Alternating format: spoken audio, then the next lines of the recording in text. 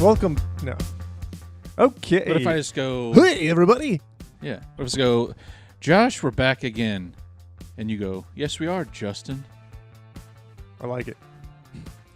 Do it. Josh, we're back again. Yes, we are, Justin. That was great. New tunes. New tunes. Courtesy Exciting. of your bro. Jacob Perleone. Go check it out on YouTube. Welcome back, everyone. Terribly Vexed podcast. Been a while. It's okay. Yeah, yes, it has. But you know what? We were preparing deep for this one. All the necessary info. Even though it seems to be never ending. Yeah. Old Rendlesham Forest. Yeah, that's where we're going today. The Rendlesham Forest Incident? Is that what they kind of called it there? Yeah. I think that sums it up. But I guess before, you just want to... What's new with you? Anything you'd like to discuss? Current events? Reading some books. What are you reading? Oh, gosh. Let me... I got a couple of books going right now. You familiar with Dave McGowan?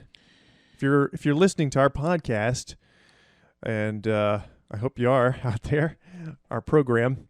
You're in the conspiracy world. I'm sure you're probably familiar with Dave McGowan.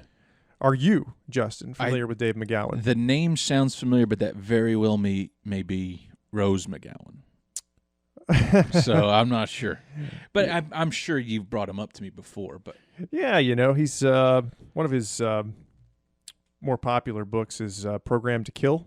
Yep. Are you familiar with that book? Yep. Only from you. Haven't read it. Maybe seen it somewhere on Twitter or something. There's a lot of people that reference that book. Maybe on our Instagram. I've put some stuff up on our Instagram in regards to Program to Kill. Anyway, I hadn't got a chance to read the darn thing. I've just been going through it now. Always kind of shuttling through a few books at the same time. Right. So just to kind of keep my mind occupied. Yeah. And that's one of them. He's sort of a kind of a popular... He's passed away. I think he passed away in 2015-ish, maybe. He had cancer show up miraculously all of a sudden. Is that part of the conspiracy? I would say so. Really? That I think he had lung cancer. Yeah. Yeah, I think he was cancered. I think he was a smoker, though, because I've seen him listen to a few podcasts, and he sounded like he was puffing on something. That sounds cool. Yeah, so he was either smoking some weed, marijuana, right, like a fat blunt, yeah. Or he was smoking some cigarettes. And he made a post which you can read on his website, kind of talking about that when he got diagnosed at the time, because essentially he's just basically saying throughout his life he'd never really been in the hospital. Yeah. And he was pretty much healthy his whole life until this that's the thing with cancer, it just kind of shows up. So it can, he could have been cancered or he could have been smoking, because I think it was small cell carcinoma, which is generally from smoking. Yeah. Lung cancer. Yeah. And one of the worst kinds. Right? But he was not a well-known. You'd have to sort of be in the conspiracy world to know about Dave McGowan. What was his shtick, if you will? One of his more recent books was the Laurel Canyon, sort of, which I think I've mentioned that before too. Yeah. Just talking about all of the music scene, the hippie scene that originated in Laurel Canyon, Los Angeles. And Program to Kill came out before that, and that book sort of covers. And his premise is the idea that there was more to the whole serial killer sort of phenomenon of the sort of 60s, 70s, and 80s, kind of going into the 90s and stuff, that there could have been maybe some MK Ultra connection there. A lot of these guys just never seemed to get caught, Right. And either they're all were really good at what they were doing, or, they could have been... protected in some way. Like I said, I haven't finished the book right now, and he's got his critics, as he rightly should, Dave McGowan. But I think he's on to something with that, because he's also in Program to Kill. There's a lot more stuff in talking about cults and stuff like that, and satanic cults. Like there was a little, there was like the satanic panic of the 80s. I don't know if you remember all that stuff kind of going on. Yeah, you were a little bit maybe. I was a tyke. watch your pets. They're getting nabbed and sacrificed. Pets' heads are falling off. They're finding them everywhere, right? Right. There may have been something more actually to that, because then there was like the whole Michael Aquino thing, and he was like a military guy who had intelligence connections and stuff like that, but he was like head of some sort of subset of the satanic, Anton LaVey, that whole thing, There just may have actually been something to it. Right. Unless you're saying like the serial killers, Gacy's, every serial killer of that time. You're right. saying. So even if McGowan wasn't, and it's like anybody you follow, you may not believe everything they say, or maybe they're making some stretches in their logic, but nonetheless, he seemed like he may have been onto something with this.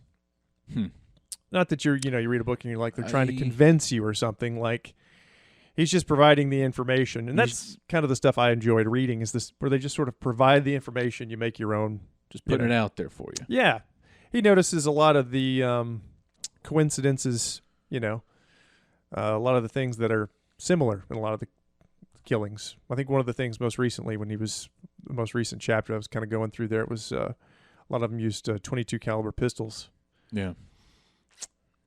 Which is not uncommon in the intelligence world. Assassins using 22s. Right. Quiet. Quick. Right. Yeah. Lightweight. Yeah. There's a whole number of reasons that. And, once it gets in the skull, it just starts bouncing around in there. It really turns that brain to mush. Correct. They say. Yeah, and, like I said, I haven't gone through the whole thing yet, but he's going to talk about the Zodiac. And he's talked about him a little bit in the chapters that I've gotten to so far.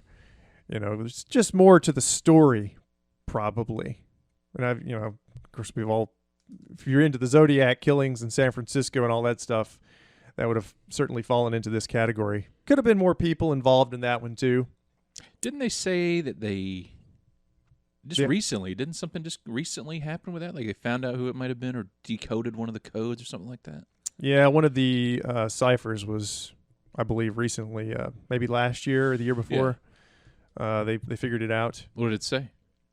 I don't know. Do you remember? Okay. I don't think it was anything. It was nothing crazy, groundbreaking, entertaining.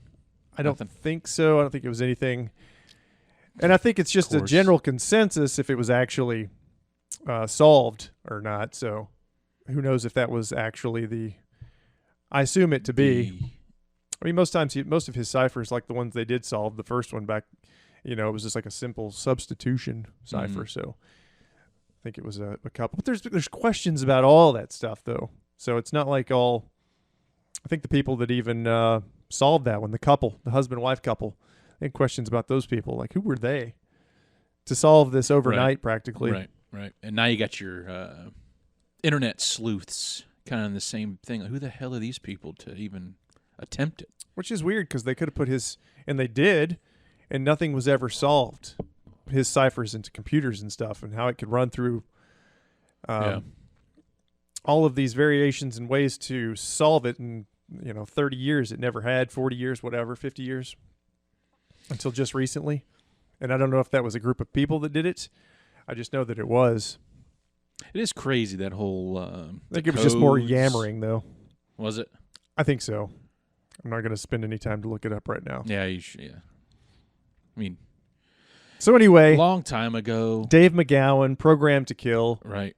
It's a good book.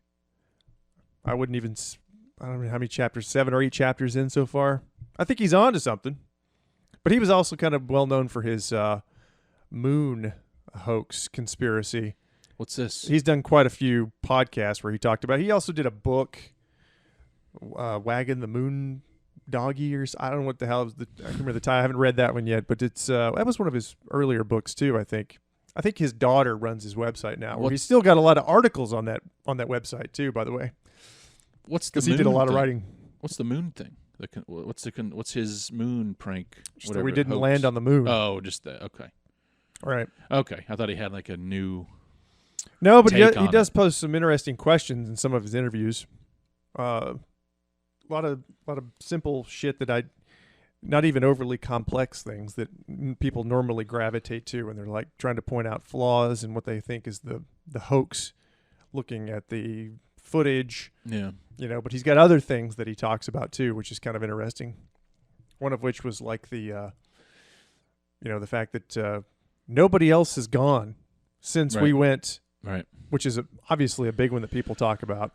And just recently there was something I saw where the Japanese tried to land something, some sort of not a manned mission, but like a robot or something, and they failed. Did you see that recently? No.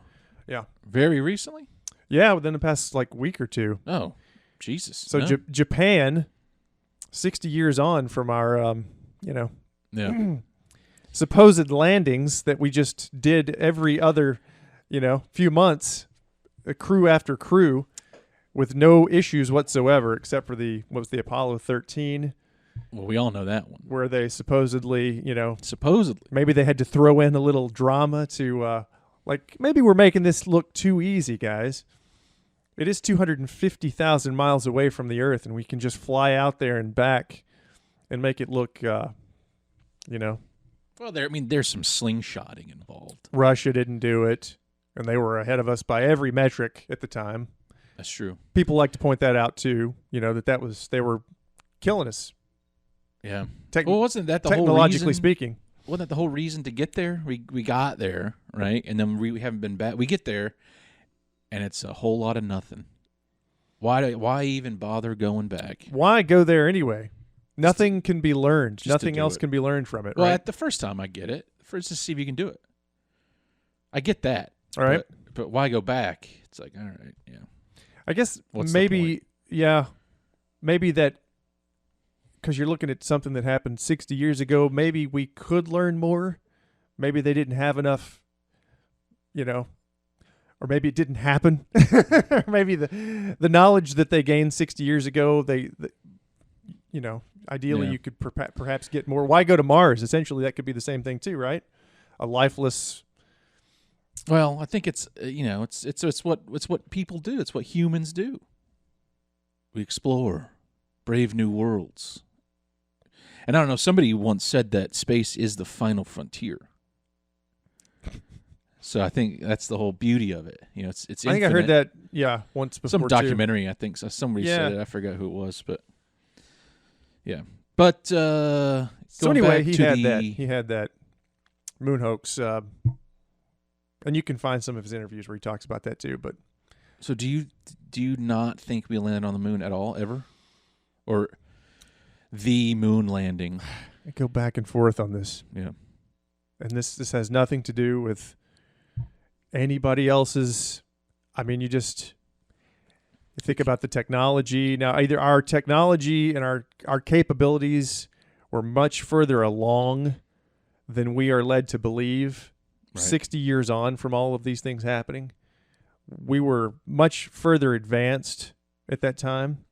But then also at the same time, you hear like, well, there's more technology in your phone than, and you've heard this for years, than there was on the Apollo whatever mission, right? So then you're just wondering, and you've seen the lunar lander. It looks like a little shitbox tin can. That's true. Well, that's all you need, though. And you're like, how'd they get the buggy? And how did one of his things he was talking about? He's like, everything goes, to have a moon landing theory hoax, to believe that, he had to do some reading on it, I guess, or whatever. But he was talking about the moon dust and talking about how much, the contaminants. Where did they put their suits on, and how did they bring because they're just running around and kicking it up, all this dust, and now it's a problem. And there's been that one interview, somebody from NASA was talking about that technology's gone. We don't have that technology anymore. He was referring specifically to that technology that the time that took us to the moon. We don't have that anymore. It's the idea that technology doesn't always advance, Sometimes it goes backwards, if we don't continue to push it. If there isn't money I don't understand that though. What is it? What he's saying is that's a weird thing for NASA to say. We don't have that technology anymore. Right. Okay. Obviously, it is. Right. Because this was a person from NASA saying that this was technology that we just don't have anymore to send somebody to the moon. We can't do it right now. I don't know if that means for the money. I think it's the money thing, right? What's the point? Again, what's the point? I mean, we're almost $1 trillion in the Defense Department right now, so we're nearing $1 trillion a year. So, I mean, they can just make money. The Fed just makes money whenever it's whatever, inflation and stuff's going crazy right now. But That's true. What about this Space Force thing? Did you see that? What specifically? Space Force, the leader of Space Force, whatever, he's Colonel, whatever the hell, General, whatever. It's a military thing? Yeah, it was an article. Not Elon Musk's. Is this something attached This with is this is Space Force. That we're gonna start facing real threats from space. And I think people are taking that to mean aliens. But I think what he means is like the next war, World War III, some of it's going to be up in space as well. Right. But I think people took that to mean aliens. God, I hope it's true. Extraterrestrial life. Yeah, that would be great. Let me ask you this. Would you, in your lifetime, like to see an alien? Okay, how about we'll just go, I was going to say invasion, but let's just switch it up to just first contact. Would you like to see that? Would I believe it is my first thought right there. Would I believe whatever's coming from the higher? It lands in a place that it cannot be denied. Okay, so we know it's legit. Yeah. So there's no hiding it. It's. Would I like to see that? I don't really give a shit. That is what is amazing about you. I don't understand that. I at know. all. I know. I don't give a shit. You don't care crazy. about that. And you care about people listening on Alexa. Yeah. So I don't care about that. That's. I mean, I don't really super care about that. Yeah, no, I'm just. Yeah. Right now, it's just the alien thing. It's so. Outside of the realm of anything that's we can ever prove or know. You can assume that there's life on other planets because the vastness of the cosmos. Yeah, it goes on forever. So you can assume that probably somewhere this shit has popped off. It's had to. Right. But I don't really care if they show up right now. I don't give a shit about that. For some reason, I can't make myself care about it as much as I try. What would you do? Isn't that weird? What would you do? Weird, right? It is very strange. It's very odd to me. That is. Yeah, and so that's whack, bro. When you're like, Rendlesham forest incident, UFOs, I'm like, fuck, I hate this shit. I know. No. I know. That's why we're doing the UFO thing sparingly. No, I'm just kidding. Just the second one, not counting Montauk. And actually did find Montauk was that's an absurd fun one. Definitely. Yeah. There's nothing about that can be taken seriously. I'm sorry if people are listening and that's their thing that tells them everything they need to know. But that is the biggest pile of horseshit. Bigger than this one? Well, we'll see. I think much bigger than this one. No, but it is interesting. Like when we get into you're talking about the Area 51 and stuff, that's brings it down to earth, so to speak, for me. It makes it more interesting. Right. For some reason. Like you mean having because I know there's some shit going on at those bases. Okay. I know ET wise, you mean? I mean possibly, yeah. Just the fact there is a base there. Yeah, the secrecy behind that stuff is where it gets interesting to me. And of course growing up, Star Trek The Next Generation, man. I love that show. The idea of it. I think it makes me a future like that is very interesting, I grew up with this stuff, so I think we covered what you do on the holodeck with the Jeff and Nathan episode. Right. That's the future you want. Pressure wash that bad boy every time I finished up in there. Huh? Yeah. Daily. Because it would be a mess. Daily. You'd you treat yourself every day? How could you not? Whatever you want to do, you go in there and But as for me, think the moon hoax thing, I don't know. I don't. You want to sound like an idiot when you say, "Oh, we didn't go." Right. We'll never know. Probably. I know. And it would be such a massive conspiracy that so many people would be involved. But then you go back and look at the time period, the space race. Oh, sorry, I popped out there. We just magically won the space race.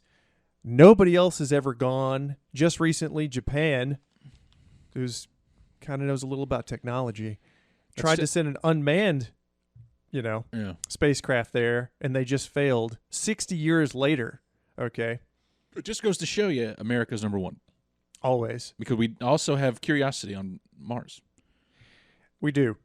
So I'm saying we have the best of the best of the best. But who's to say that's real either, though, right? Maybe that's just taken in the desert.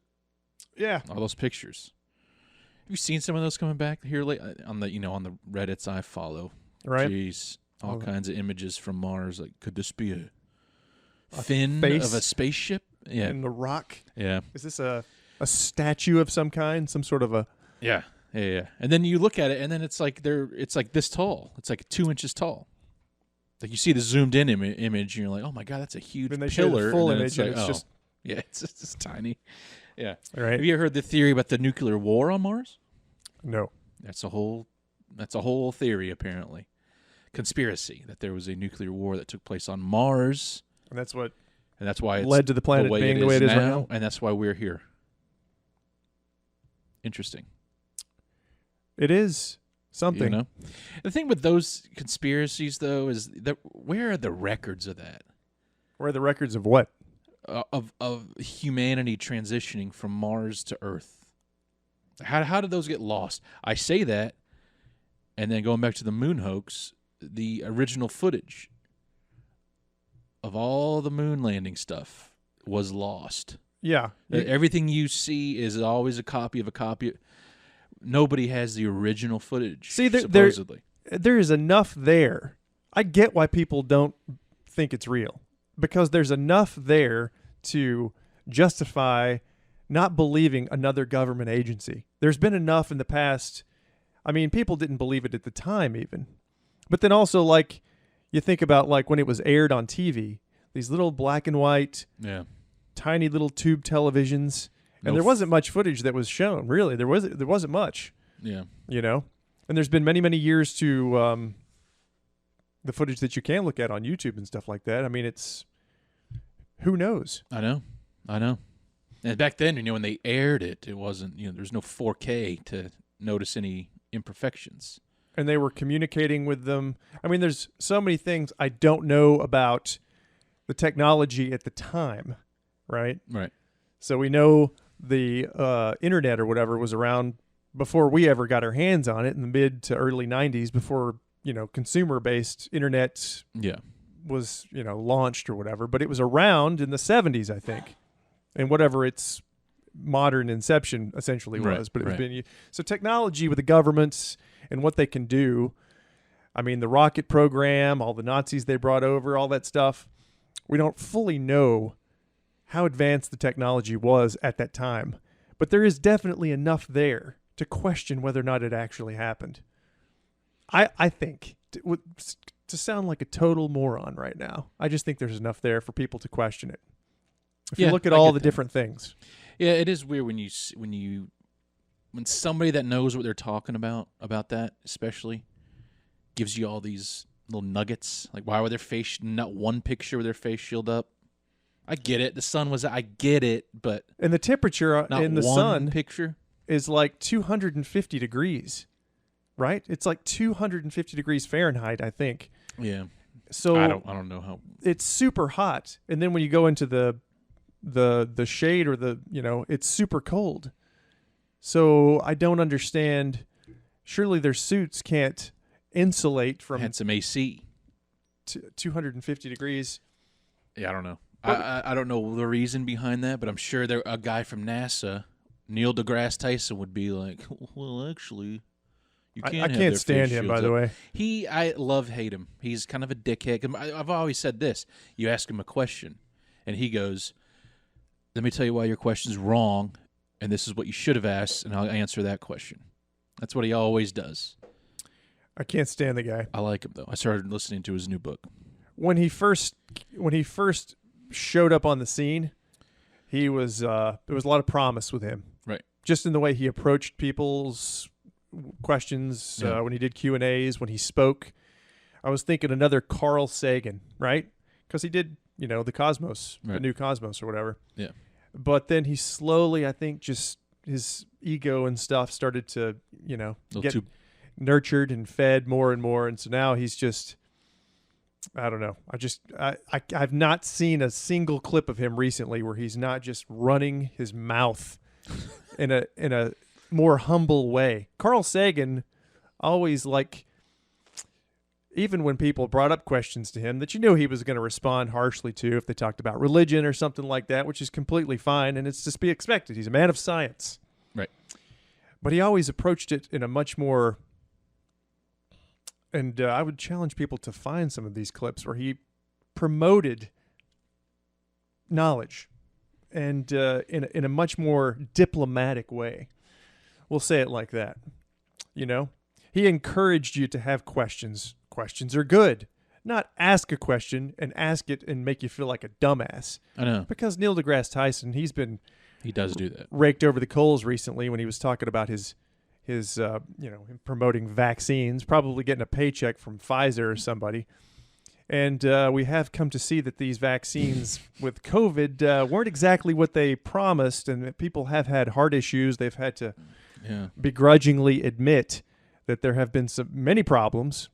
And he was on a podcast not too long ago talking about those things, and he was raked over the coals because of that. Yeah, that could have been rightly so. And you have nothing to do with the medical establishment at all. Right. That's the problem there. Yeah, so like if you're a smart guy in your field, you're stepping outside your expertise. Yeah. I wouldn't. Right. I mean, we're allowed to do that here. But we're not. I'm not making assumptions that we know everything either. Right. And tell somebody to go get something when we're not advocating for any financial advice or medical advice on this program. Right. But I will say one thing about us. We've never been wrong about anything ever. I do know that. Yeah. So there is that. Yeah. So, yeah, that's what they were talking about with him recently, because he was just, like all celebrities, influencers, just like your Edward Bernays would use them back in the 20s, 30s, and 40s. People of influence. You pay them to promote your message. And he was wrong. So talk about space, dude. I know. Stay in his lane. Stay in your lane. Right. Know your role, as they say.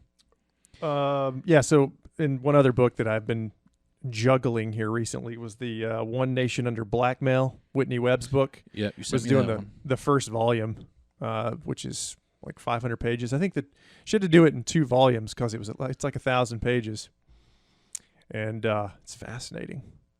It's fascinating because it's just about organized crime that is our government. Yeah, and every government. Of course, it's you'll see Epstein on the cover, but he wasn't just.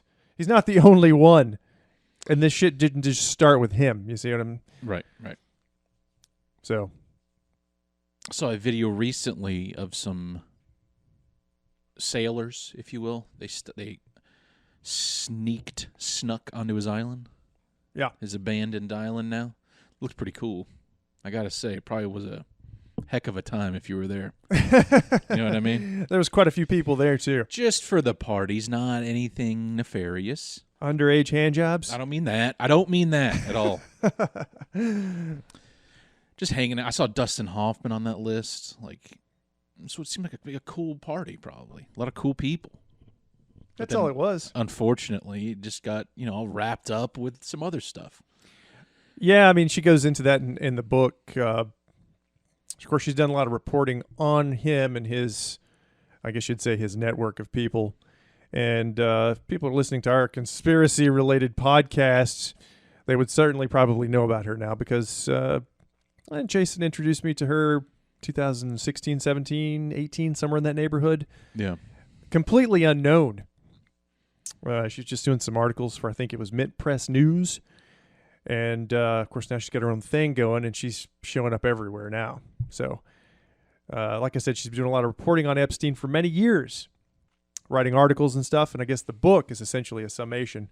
And it also goes into the history, not just related to him, but all the other crime-related history of the U.S.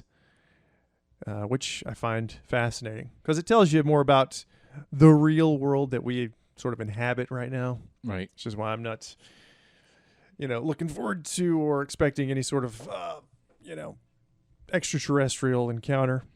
Or just like, oh, people are like, you should go vote. And shut the fuck up. I'm going to waste my time with this rubbish, this nonsense. How it went from ETs to voting is bullshit.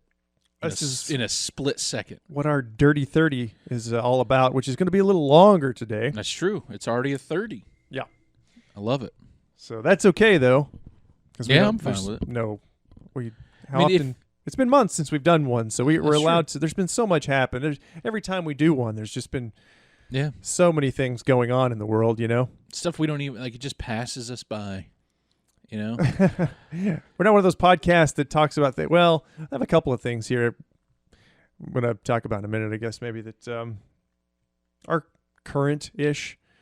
But for the most part, our podcasts go few and far between, so we miss a lot of the current events. We're not one of those podcasts that are dealing with I'll say current events. Like if we had like a YouTube, which we would probably be if we demonetized.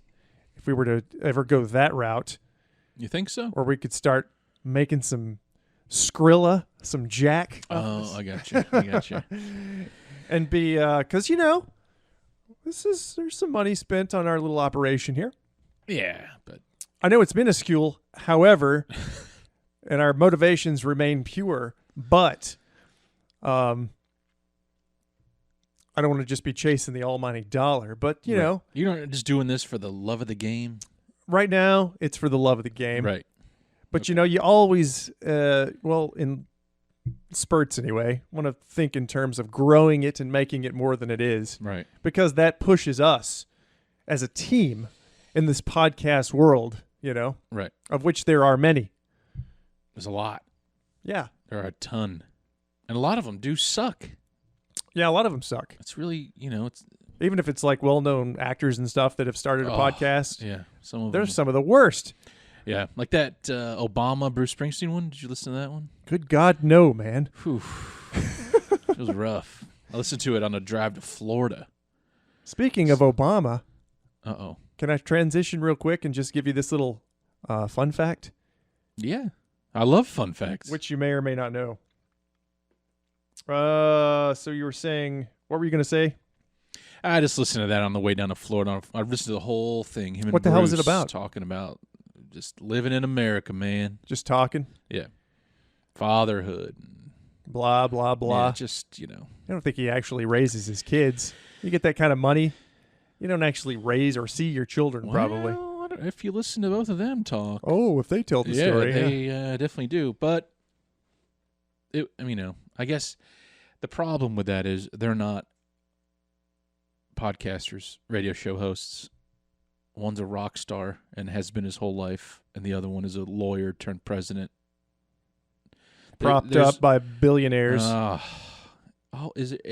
me ask you this. It was the... Name... Yes? Well, one president that has not been propped up by billionaires. Well, that's my point. That's what I was figuring. Yeah. Isn't there a Kennedy that's going to run for this next election? Yeah. Robert? Is it Robert? Jr., yeah. Jr.? Yeah. Which, he's been going on about vaccines for years, and, he's got that conspiracy theory sort of like anti-establishment bullshit going on, but like...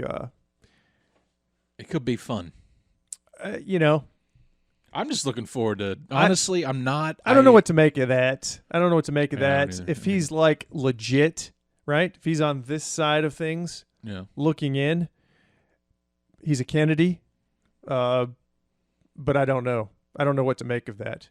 I don't believe in elections, so I don't know if he's just boomer guy that's on this side of things looking in and saying, hey, I'm going to run for the presidency, and still believes in that establishment, because I certainly don't. I have no reason to, and if you had any fucking sense, you wouldn't believe in it either.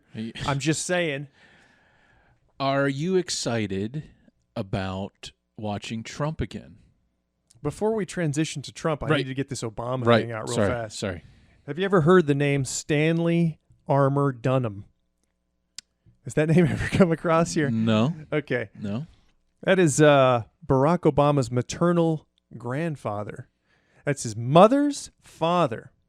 Okay? Say it again. What's his name? Stanley Armour Dunham. Armour Dunham. Yeah. Okay. Born 1918, died 1992. I think he was essentially raised in Hawaii. Of course, there'll be some people contest that. You know, they think he's not a legitimate American citizen or whatever. Right. I assume him to probably be. That's the case. Wow. More than likely. I don't care either way. He still became president, blah, blah, blah. Again, I don't give a shit. He's just a person that they put out there to assume this position so that people have somebody they can point their fingers at. It means nothing. Right. I agree. 100%. The president, Biden's not making any decisions. Right. He's not. He's looking good, though. Right. Looking great. Trump didn't make any decisions. None of these people are making any of the decisions. That's not true. I think they let him do small ones. Very true. They let him do the tiny things. Right. You can believe that all you want. Like stuff that doesn't matter. Sign like executive orders and stuff like that. Just little things, and make them, everybody see them in a position of power, but really they're like, we've said this before, they're like the front man. Yeah, it's somebody. Face. It's somebody just for people to look at. The Right. real people in power, you never get to see them, or Right. I think they're pretty well figured out who sort of like propped up Obama and like maybe possibly Hillary Clinton because she came out of Chicago too. Can't remember the name of that family right now. I think the Pritzker family. That was the name of that family. Out of Chicago, just billionaires. You know, Right, I think one of them's like the governor of the state right now or something, Illinois. But they're pretty sure What's the name? Pritzker. Pritzker. Pritzker, yeah. The Pritzker family. That's just one of them. Sound like a lot of pricksters. They're organized crime. That's basically what they are. All right. Hate to be calling them out. Sorry. Wow. But I'll beep that part out. You don't have to. I got nothing to lose, man. All right. Anyway, getting go back ahead. to Obama. Sorry. Finally get this stupid little fun fact Do out. it. It was just in regards to him and his relatives, okay?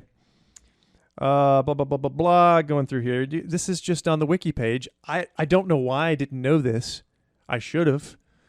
But anyway, in Dreams from My Father, Obama ties his mother's family history to possible Native American ancestors and distant relatives. Jefferson Davis, presidents. He was related to Jefferson Davis. He's also related to a guy by the name of George W. Bush, and that's kind of strange. He's also related to Dick Cheney. Oh. It just goes on and on, which I thought was kind of funny. I didn't know, but that you see, you're led he's to in believe the Republicans, Democrats. He was a Democrat, but all of these people are related. And if you just go back to his maternal grandfather's page, Stanley Dunham's distant cousins include 6 U.S. presidents. It kind of further goes into more detail about that. Another president who was Dunham's grandfather: James Madison, Harry Truman, Lyndon Johnson, Jimmy Carter, George H.W. Bush, obviously George W. Bush.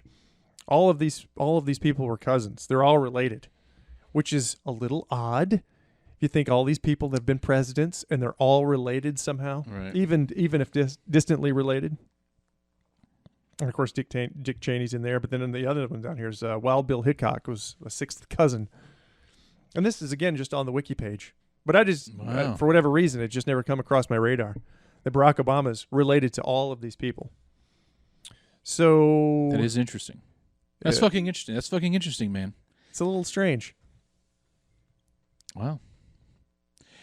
But That's my Barack again, Obama fun fact. I'm gonna make a stinger for that as well. Okay. It's one of those things that it is a fun fact. But what can we do? What can you do? In regards to what? No matter who you try to get in there, there's going to be some type of information like that.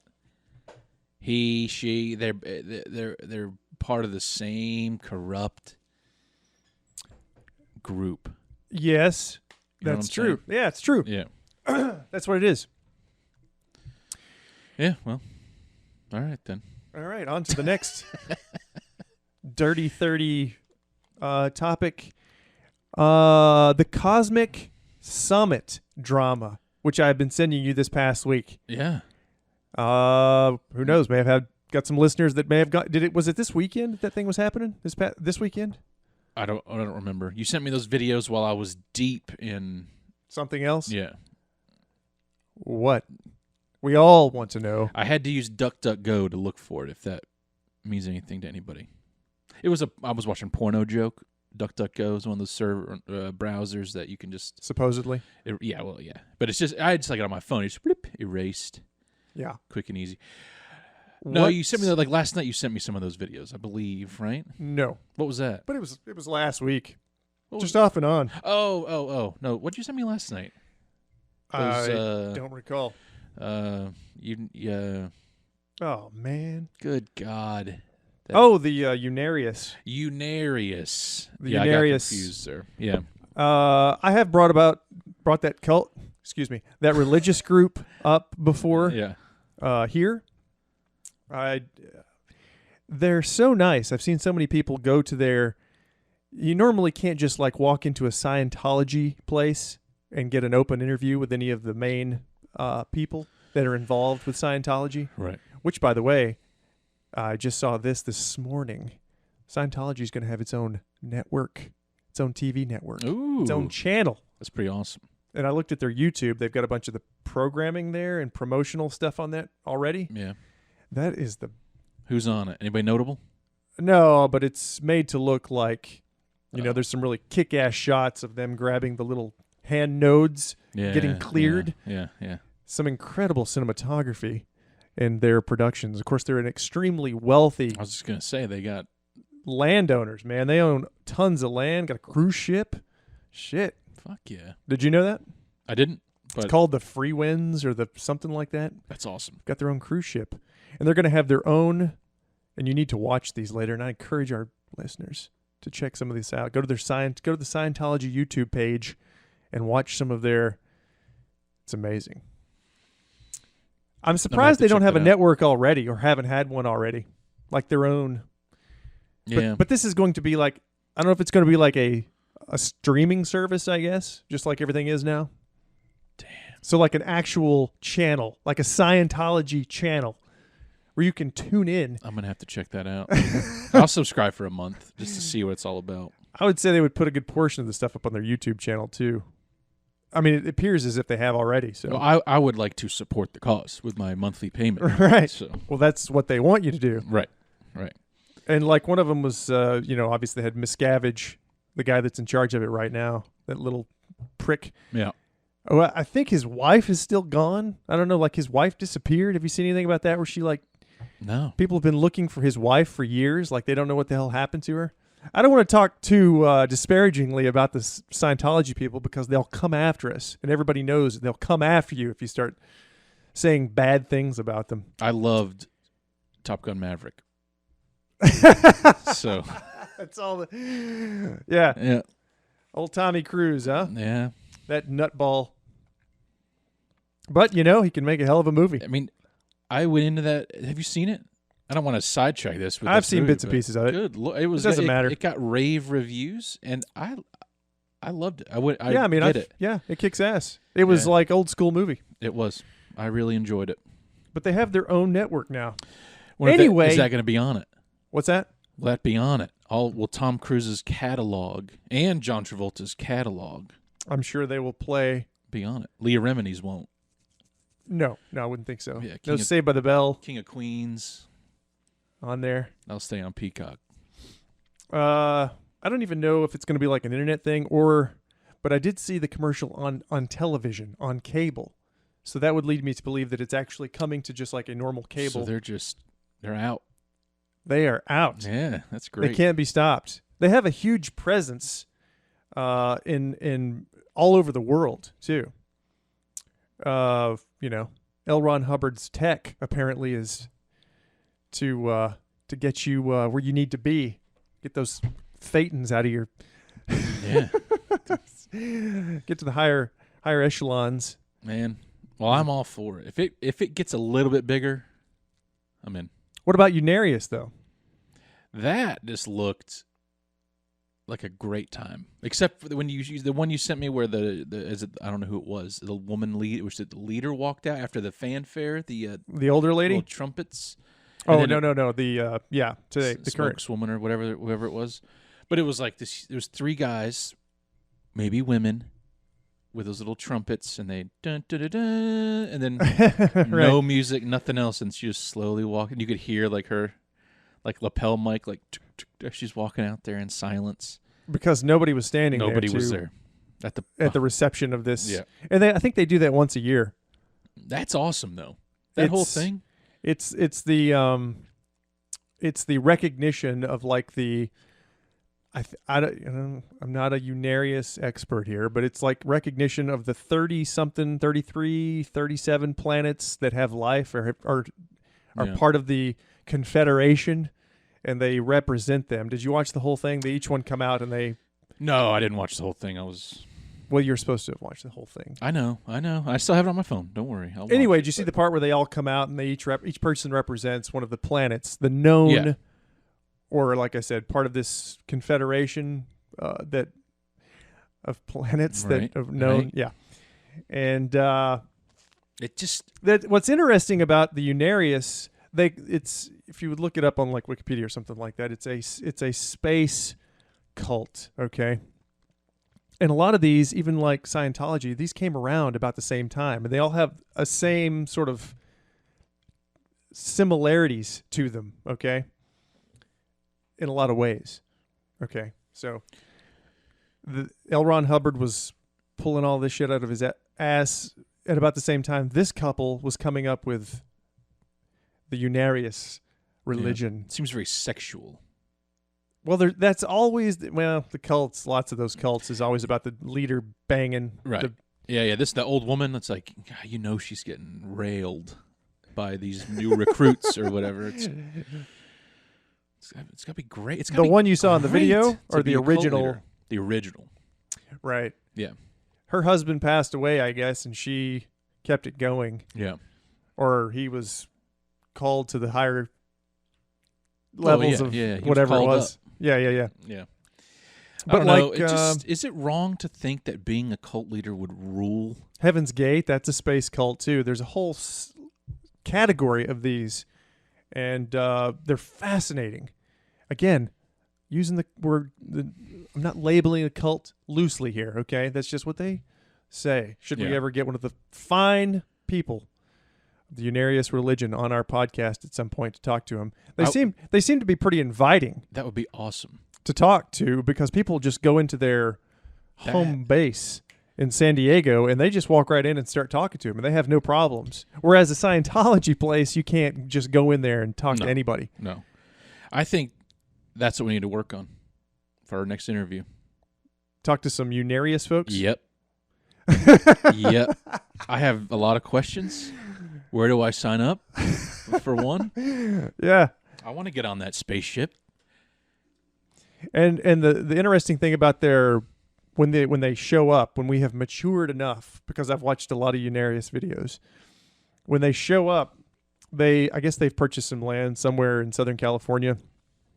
All of these spaceships will converge onto one location, and it will make like this like a pagoda, like a big stack of ships and this will be the center of all knowledge. Yeah. Can it still take off?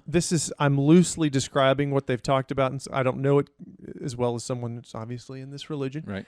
But you can see the thing on the on their website and whatnot. It's this massive, 10-tiered UFO saucer, Man.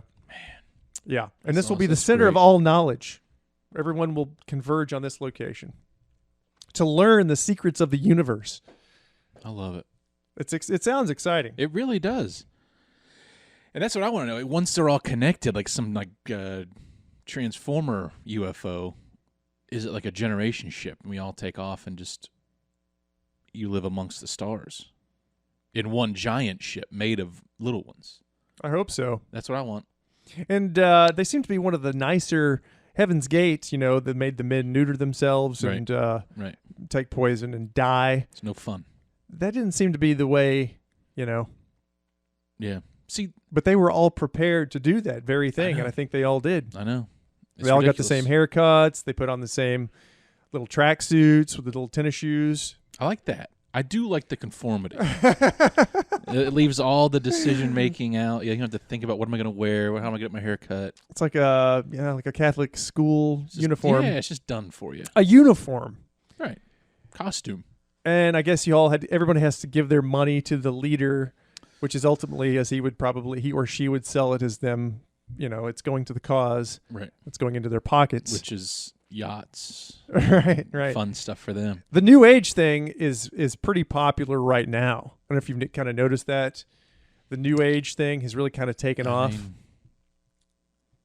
Well, not like recently, like I'm talking within the past few years. It's pretty popular. It's coming I got back. my ear to the fucking ground with this shit, man. Yeah. Sounds like it. Oh, yeah.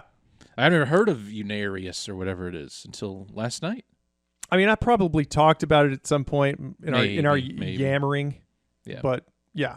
A lot of times I don't listen. I know. You're looking at me, but I can see you're just looking for your opening to say what you want to say. Right. That's about it. Yeah.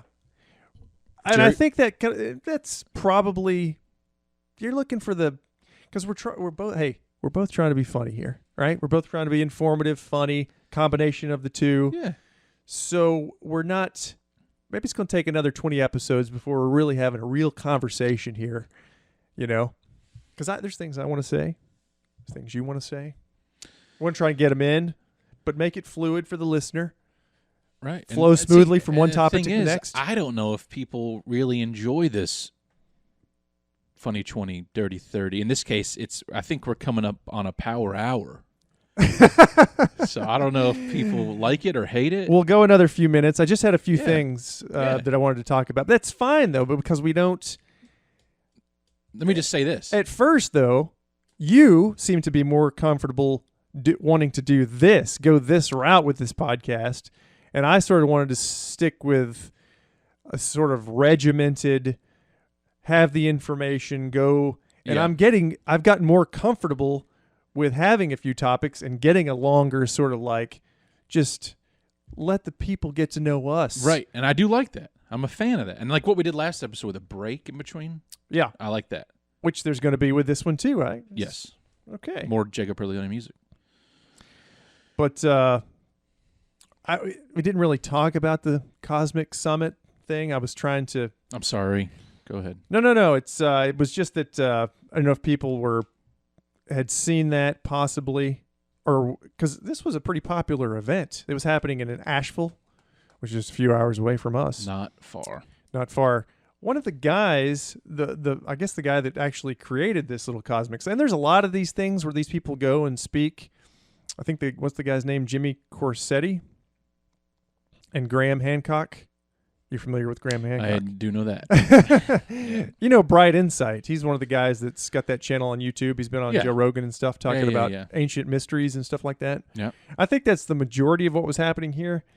Like I said, some of our listeners may have even been attending this Cosmic Summit or may have gotten their money back after Graham Hancock and Jimmy pulled out. $600. And I'm guessing Jesus. Here that's what that was. It could have been actually more. Saw where one guy had posted like a screenshot of his refund, and it was like $1,200. I don't know if that was like 2 tickets or if that was one. All of these little conferences like this are very expensive, and I get it. Realistically, they had, gosh, I don't know how many speakers they had at this thing, even with Graham, which he replaced him when they pulled out. Yeah. Sorry. When they decided not to go. Okay. I think there was some financial. They feel as if there were some financial shenanigans taking place there. Maybe this guy that put this thing on wasn't paying them or wasn't paying them. Shystering them a little bit, maybe. Yeah. He put out a statement on Twitter. I don't know if I sent that to you, but he wrote a little thing on his website, and the Cosmic Summit website, kind of trying to explain. from his perspective what was going on. There was some of that. But then also, I found it interesting that there was, and I'm sure if you're listening to us, you're familiar with Graham Hancock, you're also familiar with Randall Carlson. Mm-hmm. I think Graham did not want to be associated, and I think this Jimmy Corsetti guy, the Bright Insight guy, didn't want to be, I don't know if I'm saying his name right, by the way, didn't want to be associated with somebody that could have possibly been associated with some of these other people. I don't know if this guy was attending, but apparently he's some sort of a shyster for real. Talking about like free energy and shit like that, or from plasmoids. I just briefly looked up this guy, but like he's supposed to be some sort of an oil. He has some money. He's a con man kind of a guy. Sounds legit. Malcolm. Plasmoids. Right. I don't know the it. specifics. I could have just been pulling that out of my ass, but I think I saw that somewhere. Okay. But he's basically just trying to, because I don't know if you saw that Randall Carlson, Graham Hancock, Joe Rogan podcast they did last year. I didn't listen to it. You didn't watch that one? No. Randall talked about something. He brought something up during that podcast. And it had to do what maybe this guy is trying to sell. So I think people, from what I saw in the comments and some of the posts on Twitter, he's being rooked, maybe. People think he's being scammed by this guy. And, of course, people love Randall because he provides so much in way of his podcasts and his YouTube channel and stuff like that. Knowledge. Right. Yeah, albeit, somewhat falling into the realm of conspiracy theory too. But and everybody's got their opinion. It's his take on stuff. Right. I didn't see when he did that podcast with Shermer and that geologist guy that he was really the geologist dude had any contention with his understanding of information. I just think he had problems with Randall's take on, So I think, people were just concerned that Randall may be getting, taken by this guy. Right. Whose name is Malcolm Bendel. He sounds like a douche. They were just worried because in that podcast he was talking about and this goes back to the construction of ancient megalithic sites, how they constructed them. And it's like vibration, resonance. I think even Graham's talked about levitation. Yeah. Was there some sort of lost technology there that we're not familiar with now? Is this how they got those giant megalithic stones to the top of the pyramid? Because, these things are like between 5 and 20 tons, So they don't believe that and I don't believe that myself, that they just use conventional methods. Yeah. And this goes back to aliens and humans living together in the past. Am I right or wrong? That is one theory, yes. How much of that do you believe? Which part of which? About aliens helping build the pyramids. Oh, I'm not one of those guys. Not at all. Nah. 0. No, I'm not.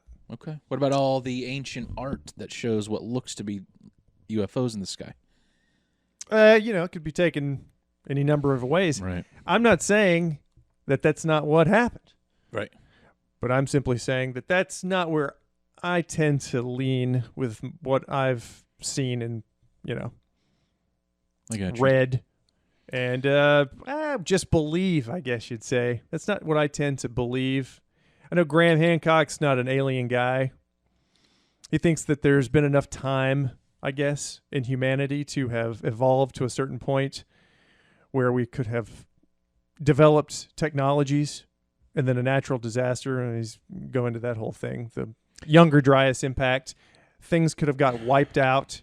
I know. It's still to me. And then we had to restart civilization. Society had to essentially restart. Right. The thing about that is, though, what I can't grasp is how the hell did we lose some of those important documents that show historical facts, historical texts, if you will. Good ones, written in just plain English, Right. Well, I guess the argument for that would have Obviously. been that this would have been such a global cataclysmic catastrophe, right? And especially if you're talking about Atlantis. Okay? If you Right. go into Atlantis, and this could have been sort of the central hub of civilization, right? The peak at that time, many thousands of years ago, that all of this was lost. I see. That's what I don't buy. How? I don't buy it. You don't buy that some sort of massive cataclysmic impact, extraterrestrial impact, some sort of Oh, now I buy it. right. No, I Now, if I buy threw it. that in there, you would like perk up all of a sudden, right? I buy the impact. I buy the society being wiped out. Not but- just society, but greater portion of humanity. Right. And we're talking about what would have been, if you're going off of Plato's description of it, almost an entire small continent sinking into the ocean. Right. Massive upheaval, flooding. Are we talking about just Atlantis right now? Well, I guess Atlantis specifically, because Okay. this would have been that start. Okay. You know, this is, of course, even before Sumer and Babylon and all of these other civilizations in prehistory. This is prehistory kind of a thing, right? And we still have a lot of that stuff in our possession today. So that's kind of what you're talking about, how to perceive some of these ancient like hieroglyphs and stuff like I know, that I look know. very, yeah. It just seems like there's going to be some people around still after the event to pass this information on. And how the hell does it get lost? And I think if that's it's so important. You know what I mean? I think that's what he's talking about, though. I think that's what a lot of Graham's his point is a lot of it was passed on through myth and legend, Right. and it's not just to take what we can find from the ground in the way of like, oh, here is this type of pottery. This is what we can. There is a place for that too, but Right. again, he's free, and others, you're free to do it. So am I. Just hypothesize a little bit, go off the rails and just imagine what could have been. It's possible. I know. Just like this Ice Age civilization, right? Yep. Atlantis. You're telling me the Atlanteans didn't know enough to throw all the information on a thumb drive and pass that along for generations? Obviously updating it with the technology as it changed. Maybe that's what they've done, though, by way of what his theory is, dispersing this information all over the world while people made pyramids everywhere, while there's similarities in their art, in their carvings. That's true. Those mysterious little bags everyone's holding. That I is think true. Graham's one of his theories is they're symbolizing the spread of knowledge, right? And there's lots of I did see an interesting image. Mesoamerican imagery and stories and myths and legends where they're talking about someone coming from somewhere else and bringing knowledge to them. Right. Maybe that's the way this was, I've just always thought there was something to the Atlantis civilization, a lost civilization, because we have so many examples. That's true. I don't know why this is such a crazy thing to think. And it's a cool name. Atlantis is about as cool as it gets. It's pretty cool. Yeah. It is the lost civilization. That's true. But there's like But High Brazil. Troy, right? High Brazil, Yeah. Pompeii. These Mhm. were. It was the. It's not a lost civilization, and I think I brought it up before, but it was the terracotta soldiers in China. Mhm. There was legend and tale of this army of soldiers that I guess the emperor or whatever of China had created, but they all didn't know that they actually existed because nobody had found them yet. It's like when they found Göbekli Tepe, they say, "Oh, this is the oldest." There's no way people could have done this at this time period. Then, of course, they find out that they did. Well, this is the one that they've found most recently. Yeah. And sure, it's 13, 14, 15,000 years old. Now just imagine that there could possibly be something like this even older. Yep. And like Graham always says, things it just is. keep getting older. They That's keep true. pushing things back. Not just in the fringe, which is where a lot of this stuff falls, but also in the mainstream. Yeah, You know? man. Yeah. So anyway, there was a little drama there at the Cosmic Summit. I don't know what the reasons were. Some financial, some, for fear of associating with somebody that's probably duping people. Yeah. And I think this guy, from what I read briefly, has some sort of history of that, not actually showing or proving that he has any of this equipment and this machinery to produce limitless energy or whatever. So Yeah. I don't know the specifics of it. Perhaps some of our listeners will.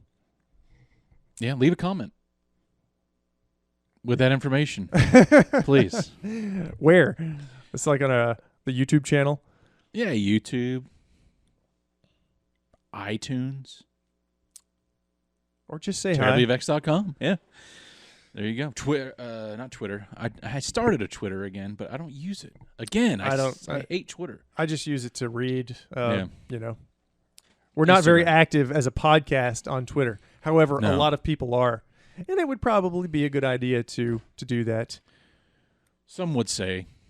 But I that just it don't probably care is, right but now. I At this know. point, I I just know. don't. I know. I can't make myself care either. I feel like we're doing good for what we don't do. I feel the same You way. know what I'm saying? Yeah. Yeah. All right. Well, you know what? I think that's all I got. It's all okay. It's a That's some fun stuff. We bounced around. I have no problem with that. sweet power hour. Yeah. I love it. Well, that's been probably, another hour on the old Rendlesham. Shit. Oh, boy. Shit. Yeah. I mean, it could go on for much longer, probably. We'll see. Not us. I'm just saying in general, because the topics are endless. They This are. New shit keeps coming to light. Yeah, but I have to get some of these out because we go so far between Right. episodes. Yeah. There's always been some, and if anybody didn't know about any of this stuff and they're interested in it, they go find it out because I always enjoy hearing some juicy shit too. These little factoids, Fun facts. Obama being related to all these presidents, all these guys. Yeah, I dig it. All right, so we're going to take a little break ski? Yeah, we're gonna take a little break ski. All right. I'm gonna get some more coffee. All right. I'm going to get Diet Coke. Maybe go wee wee. Oh, yeah. And we'll be back with Rendlesham, the Rendlesham Forest See you in Incident, just a also minute. known as Britain's Roswell. Stay right there.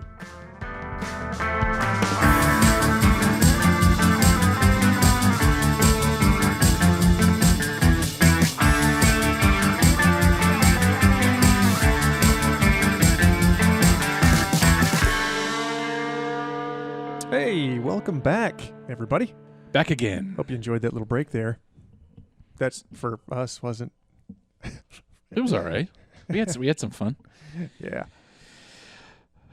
Well, The Rendlesham Forest Incident. where do you want to start with this? I don't know. Nobody knows anything about it. Well, see, that's the thing. I guess the basic info to start people out. Yeah.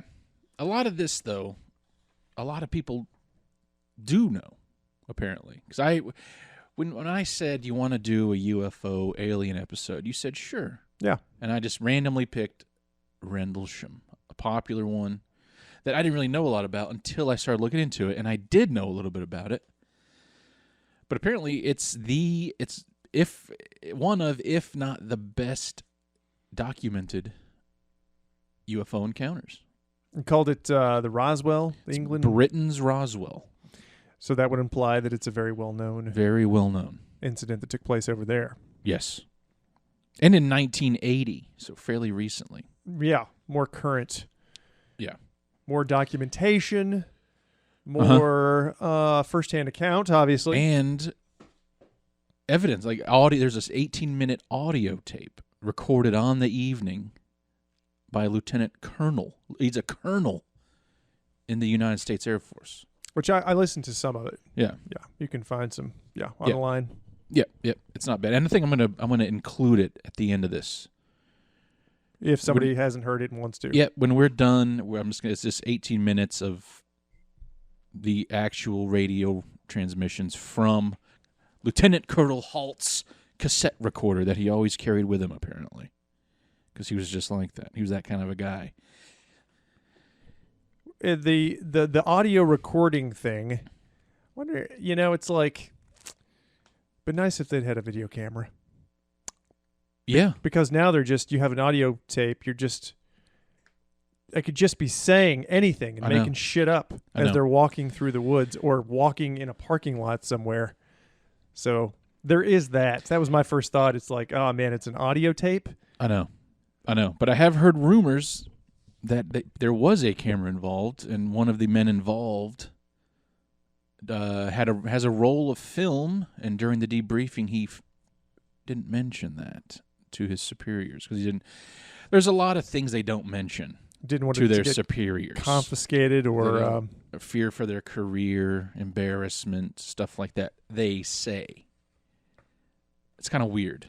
that tends to follow, especially in the earlier days. There, I say earlier days. This was 1980. 1980, So really, that sort of kicked off after Roswell in 47. right? It's still quite possible you couldn't just go running your mouth about having something like this happen to you. If That's you're true. a pilot, Yeah. of course, now it's all over the place, right? So, Yeah, you're an idiot if you don't believe in it. right. Yeah, Josh. Hey, I didn't say I didn't believe. I want to believe. Oh, the same documentary as Final Frontier, I think. Mm-hmm. Well, so this one, it occurs over there in the UK, Suffolk County of somewhere over there in England. Am I right or wrong? Sure. Suffolk County? Suffolk.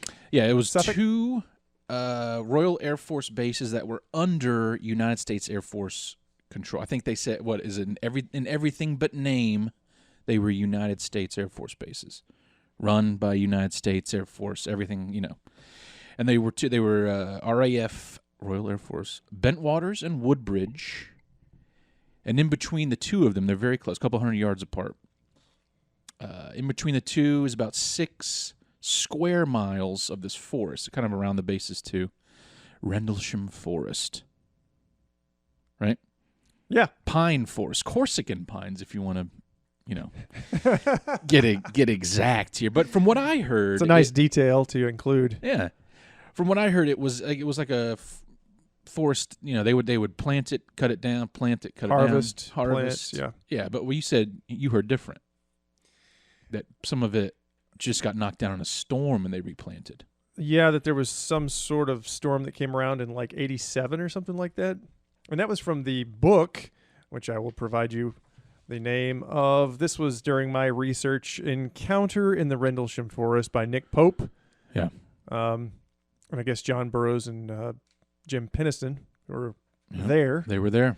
Also worked on this book in Mhm. conjunction with Nick Pope. Mm-hmm. Nick Pope used to work for the Ministry of Defense, the UFO desk, I think, like something like that. He was in charge of this stuff. It was kind of like their version of, The X-Files? yeah, Blue Book. Oh, Blue Book. yeah. Blue Book? Is that right? Why does that sound wrong? Project Blue I think that's Book? right. Sound like an idiot. Yeah, whatever. He's looking at fucking aliens. Okay. But yeah, this book. I think that's where we got most of our information from. Is from I think that from actually that had book. several names too. Yeah. So yeah, they got these 2 Air Force bases, and like I said, United States Air Force run. And I'm just gonna get right into the first night. This event takes place over 2 evenings, 3 days, 2 evenings. Couple of days. Yeah. So, December 26th, 1980. I've heard varying stories on the hours. Early, just after midnight to 3 a.m., which I hear 3 a.m. is when all this started. Right? Works for me. You're looking at me like you heard something different, but you didn't. No. Okay. All right, so here we go. It's Got this. 3 Got a.m. this. in the forest, right? Round back of RAF Woodbridge is a gate known as the East Gate. That's what it was. Apparently, it's like everything. It was always capitalized. The East Gate, like it was a thing they called it. Right? Everything you saw. Yeah. So Making a point to, yeah. Yep. So we got Airman First Class John Burroughs. He's on security patrol at the East Gate. I'm gonna put echo sound effect in that. And he sees flashing blue and red lights in the sky coming down towards the forest, Rendlesham Forest. And so he immediately calls his supervisor, and that man was Staff Sergeant Bud Steffens. Bud comes on out, And they're like, what could this be? Possibly a downed aircraft? That's what they theorize immediately. Is that like not a military aircraft, maybe more like a civilian aircraft, perhaps? What was that guy's name again? Bud Steffens My notes are always garbage. was his supervisor. Right. Just so I know. Yeah, so he shows up there. They're like, all right, let's get in the top in the truck. We're going to go look for this downed aircraft. This, that, and the other. Then all of a sudden, in the trees, they're going through these trails. First of all, they're in a truck, a Jeep. They're like hiking trails, rutted out. They're not really bad. So a lot of times they get off and get on foot, and that comes into play later. So it's really, the trails going through here aren't really all that. They're not meant for cars, okay? So they see a white light, very bright white light going through the trees, and they decide we're going to go call this in to the higher ups, let them know what's going on. The reason they go back to the gate is they want to call it. They don't want to radio it in because they don't want to get, it's very unsecure. You know what I'm saying? Is it insecure? Insecure. Insecure. It's very insecure. So after they get the runaround for a little bit, they got to go through multiple channels. A man named Staff Sergeant Jim Peniston is called, and he is all about downed planes, search and rescue stuff. He knows what he's looking for when it comes to that. So he gets a man named Edward Cabinsag, Airman First Class Edward Cabinsag, and they all go to the gate. I've got that name. Yeah, In my notes. Cabinsag. Yeah. All right. Airman First Class, Ed. Yep. So they all arrive at the gate. They meet up with Burroughs. And Peniston asks about the plane crash, and then Bud Steffens says, and this is a quote that's a big thing. Peniston remembers this. He says, "It didn't crash, it landed." Ooh. So Peniston's like, what the fuck? Right? So Peniston, he calls Master Sergeant J.D. Chandler, who is air traffic control. He's the flight chief of both RAF Woodbridge and Bentwaters. So he would know if something was flying around, right? Right.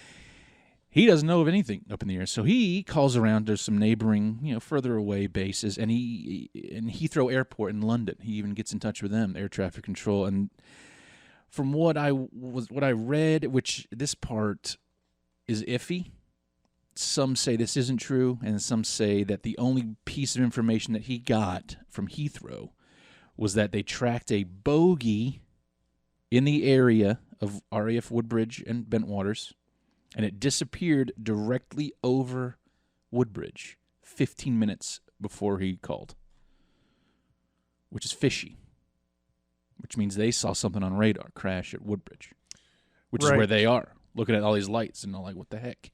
Pardon my French. It's saying that there's some documentation there that something was in the air. Right. But that, from what I can tell, is questioned by some people. Some people say that never happened. This whole account of a bogey being tracked on radar by Heathrow Airport. Gotcha. Yeah. May have not actually happened at all. Right. That whole end of the things. Right. So, at this point, they decide to get back in the truck. They're going out looking for this thing. So, J.D. Chandler, Jim Peniston, John Burroughs, and Ed Cabinsag hop in the truck. Bud decides to stay behind. Some theorize it's because there were weapons in the truck, in the shack, and somebody needed to stay with the weapons. Some say he was a scaredy cat. He was scared to go out there. But nobody knows for sure. Bud stayed behind. Would you have gone out? Of course. I know. I don't see what the problem would be. I mean, whatever it is. Yeah. I mean, how bad could it really be? You're on a military base, so right. You're fairly safe. Yeah. So go for it. Yep. All right, so they're back on the trail, driving in the truck. They're radioing to Steffens and to base, and the radios start going a little crazy, malfunctioning. They're breaking up. They're not really getting bad. Again, like I said, the pathways were not really meant for trucks, so they decide to go on foot. Chandler stays behind to relay radio transmissions. They're just making like a little, relay stops. So Chandler stays behind. Peniston, Burroughs, and Cabin Sag keep going towards the lights they can see through the trees. And then again, about halfway to those lights, radios start fucking up again. Pardon my French. We got a review that says I swear too much, even though I tone it way down for this. Way down. So you and I both. Yeah. Anyways, so they're going caca mouth. Yeah, they're going back for these lights, and again halfway through, radio start breaking up. So this time, Cabin Sag stays as the relay. He goes to Chandler. Chandler goes to the base and Steffens. Right. Now, at this point, the lights are kind of stationary in a little clearing. Jim Peniston, John Burroughs, they are walking towards this clearing where they see these lights kind of just all in one spot. And this is when they said that the air around them became statically charged. Like the hairs on their arms and neck stood up, They also said that it became hard to move. This is a quote from Peniston. It was like walking through deep water, which is weird. A lot of resistance. That is unusual. I mean, what would you do in that situation? Would you keep going? Because you've been... Speaking of what's about to happen, you've been in the woods with some creepy shit's gone down. Just that one major instance where complete silence, where I walked into what felt like sort of an area of just total silence. Everything stopped. Essentially, it's like time froze while hiking alone on a trail. Yeah. Far away, which is ridiculous. And was that during the day? Because I know you go off at night sometimes, which is dumb. Yeah, it was. It was probably in the neighborhood of 10 or 11. I'm guessing in the morning.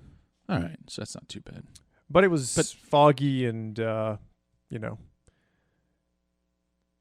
was it wasn't sunny or anything like that. So it was a cloudy day. It was foggy up there. It was on a mountaintop. And I've never experienced that particular situation. Did I feel like I was walking through water? No. Was everything silent, and was it a sort of an eerie feeling that sort of washed over me? Yes. Yes.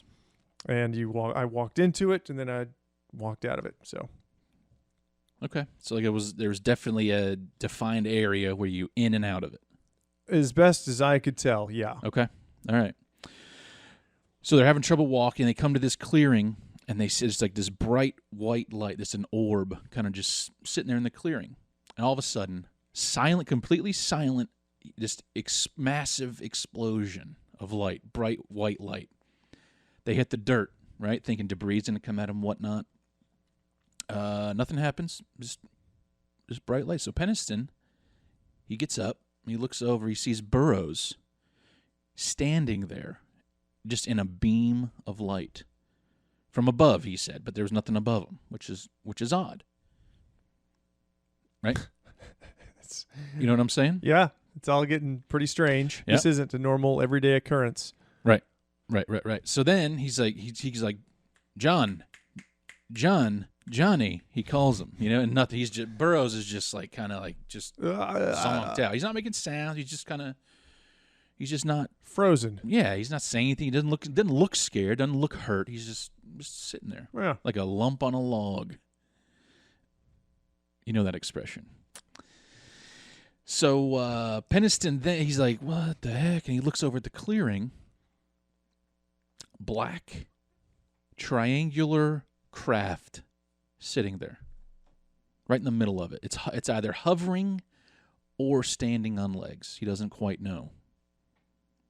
Which is weird. And also, this is the point where he's like, he notices the ship's there in his head. He's like, there should be some kind of a sound coming from this. And then he notices, not only is the craft not making any noise, there's nothing. It's completely silent. Like he's in some kind of a zone of silence, Very much like what I experienced this where you're... Yeah. So all sound has been muted. You might have been right near something that was going down. You didn't even know. You or just walked something right was by. About to go down. Yeah. So he looks at this craft. It's about 3 meters high. That's 9 feet 10 inches for normal people.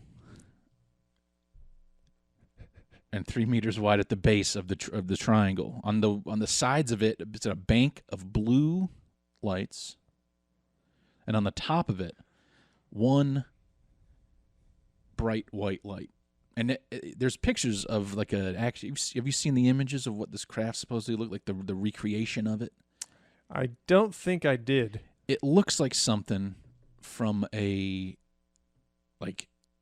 1950s Doctor Who thing. There's right now in Rendlesham. There's the UFO trail. You can go and hike it and stuff. And there's like this recreation. You can stand by it and whatever. But it looks so dumb. Like it does not look like a futuristic, kick-ass time travel ship that you're imagining. It looks dumb. Retrofuturism is a subreddit that I follow. That's what it looks like. It's like something from the 40s that somebody thought something in the 80s would look like. Like the Unarius religion, they've gone off this old style. Yeah. 1950s style. Yeah. Everything. All of the ships, and they've got a retro vintage kind of look to them. Yep. It's like the triangle ship, and then it's got like a. Just looking it up now. I'm looking it up right now just so we can get a Josh reaction here, because it looks like a dang. How would you describe that? Looks like an iron. It looks like an iron. Looks like an old school one piece, like iron your clothes. And this is actually there. You can go and see it. Yeah, that's actually there right now. Just look up Rendlesham craft sculpture to be installed at the forest site. Yeah, it's based on Peniston's drawings, but it's not cool looking. Sort of, that's. It's stupid. Ever seen Flight of the Navigator? Yeah, it's not. It's just a dumb-looking machine. I mean, it's just a little piece of junk. Yep. So that's what he sees. It's got blue lights on it and a white light at the top of the crown there, which if you look at it, you'll see what that kind of means. And as he approaches it, he notices that there are symbols along the side of it that look like hieroglyphs, which is very strange. You all right? Stretching. Oh. So, he's looking at Why is that strange? I mean, I just would imagine... aerodynamics. They wouldn't want the stuff on the outside. It's an odd thing to have on the outside of a ship of any kind. Oh, you wonder why he made that up then. Hey, this part I don't know if I think is made up yet. Oh, they've even added them there on the side. Yeah, they're there. Look at that. And he made drawings, and we'll get all this up on the old Instagram when we post about this episode. Yes, I'll take care of that. I got all those images. But yeah, so he gets close to it. He looks at these glyphs, whatever, and he touches the ship, and he says it feels like glass. There's like, it's cool to the touch. Right. No seams, no welds, no bolts, nothing. It's just smooth, opaque, black glass. And here's the weird part, the weirder part. The glyphs, when he runs his fingers over the glyphs, feel like sandpaper. So there's a completely different texture. So he runs along, like he's like walking along the side of it, and he's like brushing his hand over, running like as you would. And he touches the last glyph in the row. Right? Is it a glyph? Sure. That's a dumb word. Is that what they're saying in the? I don't know. Most people describe them as glyphs. Yeah, icon, symbol, graffiti. He touches it. The bright white light on top. Right. It gets way brighter, and it's like blinding bright. He takes his hand off. The light dims back down. The ship slowly raises off the ground, silently, completely silently. Makes its way through the trees for 2 or 3 minutes to get clear into the sky, and then he takes off. And Peniston has a notebook. That's when he's jotting all this down. And as he watched it take off at an incredibly fast rate of speed. So fast, in fact, that what he jotted down in his notebook was, you ready for this? Speed impossible. Ooh. Yeah. And this is a guy that knows Air aircrafts. Force. Yeah. Sees him every day. Every day. He works around. He salvages them and what? I was going to say shit. but I said, was it changed to what? So For the sensitive listeners. yeah, Ship's gone. Then he's like, I'm gonna go check on Burroughs. He goes back and he checks on him. Burroughs is, the thing about Burroughs is he was out this whole time in that beam of light, right? But he does claim to see a white light streak off into the sky. That's all he remembers from this incident. This episode. Peniston is the one that had the crazy encounter. Burroughs just got locked in some light. Couple seconds, minutes go by, then he's back, right? Peniston kind of tells them what's going on. They go back into the clearing and look for evidence of the craft. They spot 3 indentations in the ground. Now this is where it gets, I don't know, for me. 3 indentations, triangular in shape. I'd say that's going to be any 3 indentations, right? I mean, you can kind of picture a triangle with any 3. Okay, yeah. Right? But of course, these fit exactly where the craft's points were, according to Peniston. Okay. Are you buying any of this? You sound skeptical. Well, anytime you're going off someone's account of something, Right. doesn't matter who they are, if they're in the military, Okay. And this is just a lowly, airman, Yeah. nothing. Nothing. What if it was a lieutenant colonel? Would that up his testimony at all to you? Well, I mean, they're the base commander, right? He was lieutenant, right? Exactly. Lieutenant You colonel. knew where I was going with that, right? Yep. I knew where you were going with that. Yep. So they go But back. he wasn't there. He didn't see any of this. Not at this. At this point, he was not there. He was just doing whatever he was doing at the base. Right. Yep. Still relying upon these 2 gentlemen. Right. So they go. They look for they find the indentations in the ground, and it was December, cold ground. They say that it's going to take a lot of weight to put something like that in frozen soil. They look up in the trees, there's broken branches, and then they see gouges in the trees around the site as well. The clearing, right? This thing hit trees. This thing hit trees. It made it all the way from wherever, but it's going to get bungled up in some trees, which is another thing I find weird. And it has landing gear, but it can fly. I know. That's another thing, too. Like, talk about that retro future. It needs some kind of legs instead of just silently hovering. Yeah. It can fly completely silent. But then again, maybe that's like the bane of everybody's existence is we can't just hover. We can't do it. We can't get there yet. Everybody wishes they could. Yeah. And it's like, damn. We gotta have stupid-looking, janky legs down. Janky of legs. all our craft. So it's got landing gear. It has to retract. Yeah. But it can. But nobody saw it. That's the thing. They always say it was hovering or on legs. So I mean, maybe the indentations could have been some sort of like force field kind of Power. Yeah. I don't know though. A thruster. I know. You think we'd be there now? I would think so. Yeah, but well, these aren't us. These people. It's these funny. aren't It's humans. funny you say people. Some people think they may be From the future. time travelers, and there's a reason for that, and I'll get to that in a little bit. When like if you're thinking to yourself right now, this seems kind of crazy. How can this incident be as important to the ufology community? Right. Well, as it is. What I've told you so far has all happened on one night in 1980. And there's new shit has come to light all the way up to 2015. So right. It's still coming out. Yeah. Okay, yeah. What? No, go ahead. No, I was going to continue this evening. We're almost done with the first night. So they find all that evidence in the trees. They get back to Cabin Sag and Chandler. They're at the gate. And guess what? Guess what, Josh? What's that? There's 6 other dudes there ready to form a search party to go looking for him. Guess why? Why's that? Missing time. Ooh. Turns out what they thought was just a couple minutes, they've been gone 45 minutes. Missing for 45 minutes. Which, if I'm not mistaken, is quite common Very. in the sort of encounter with possible extraterrestrial Mhm. life, Yeah. any sort of encounter like that, there's normally some sort of time Yeah. discrepancy between. Yeah. Mm-hmm.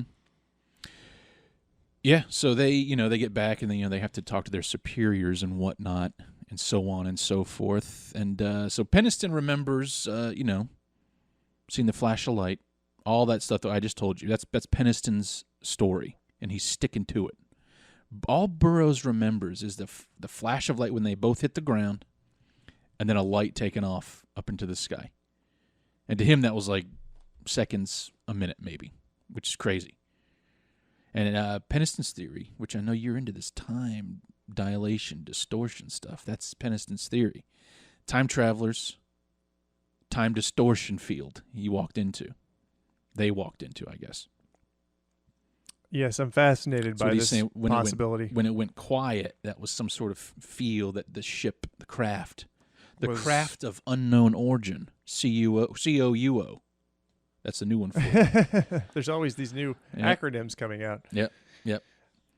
And like UAPs is the newest. Well, not super new, but it's newer. Right? It's what everybody's going to. Yeah. It's getting just as ridiculous as UFO now, though. And they'll make something else new in a few years, a decade or so. COUO. Sounds good. Rolls off the tongue. So check this out, though. You want to hear something really odd about the time? Always. Both Peniston and Burroughs had watches on, and they were both behind by 45 minutes. What the hell is that about? Could somebody know this that's into UFOs and extraterrestrial encounters? Fabricate a whole turn your watch back 45 minutes? Perhaps. I mean, I'm throwing it out there. I don't know that. I'm going to be the devil's advocate here.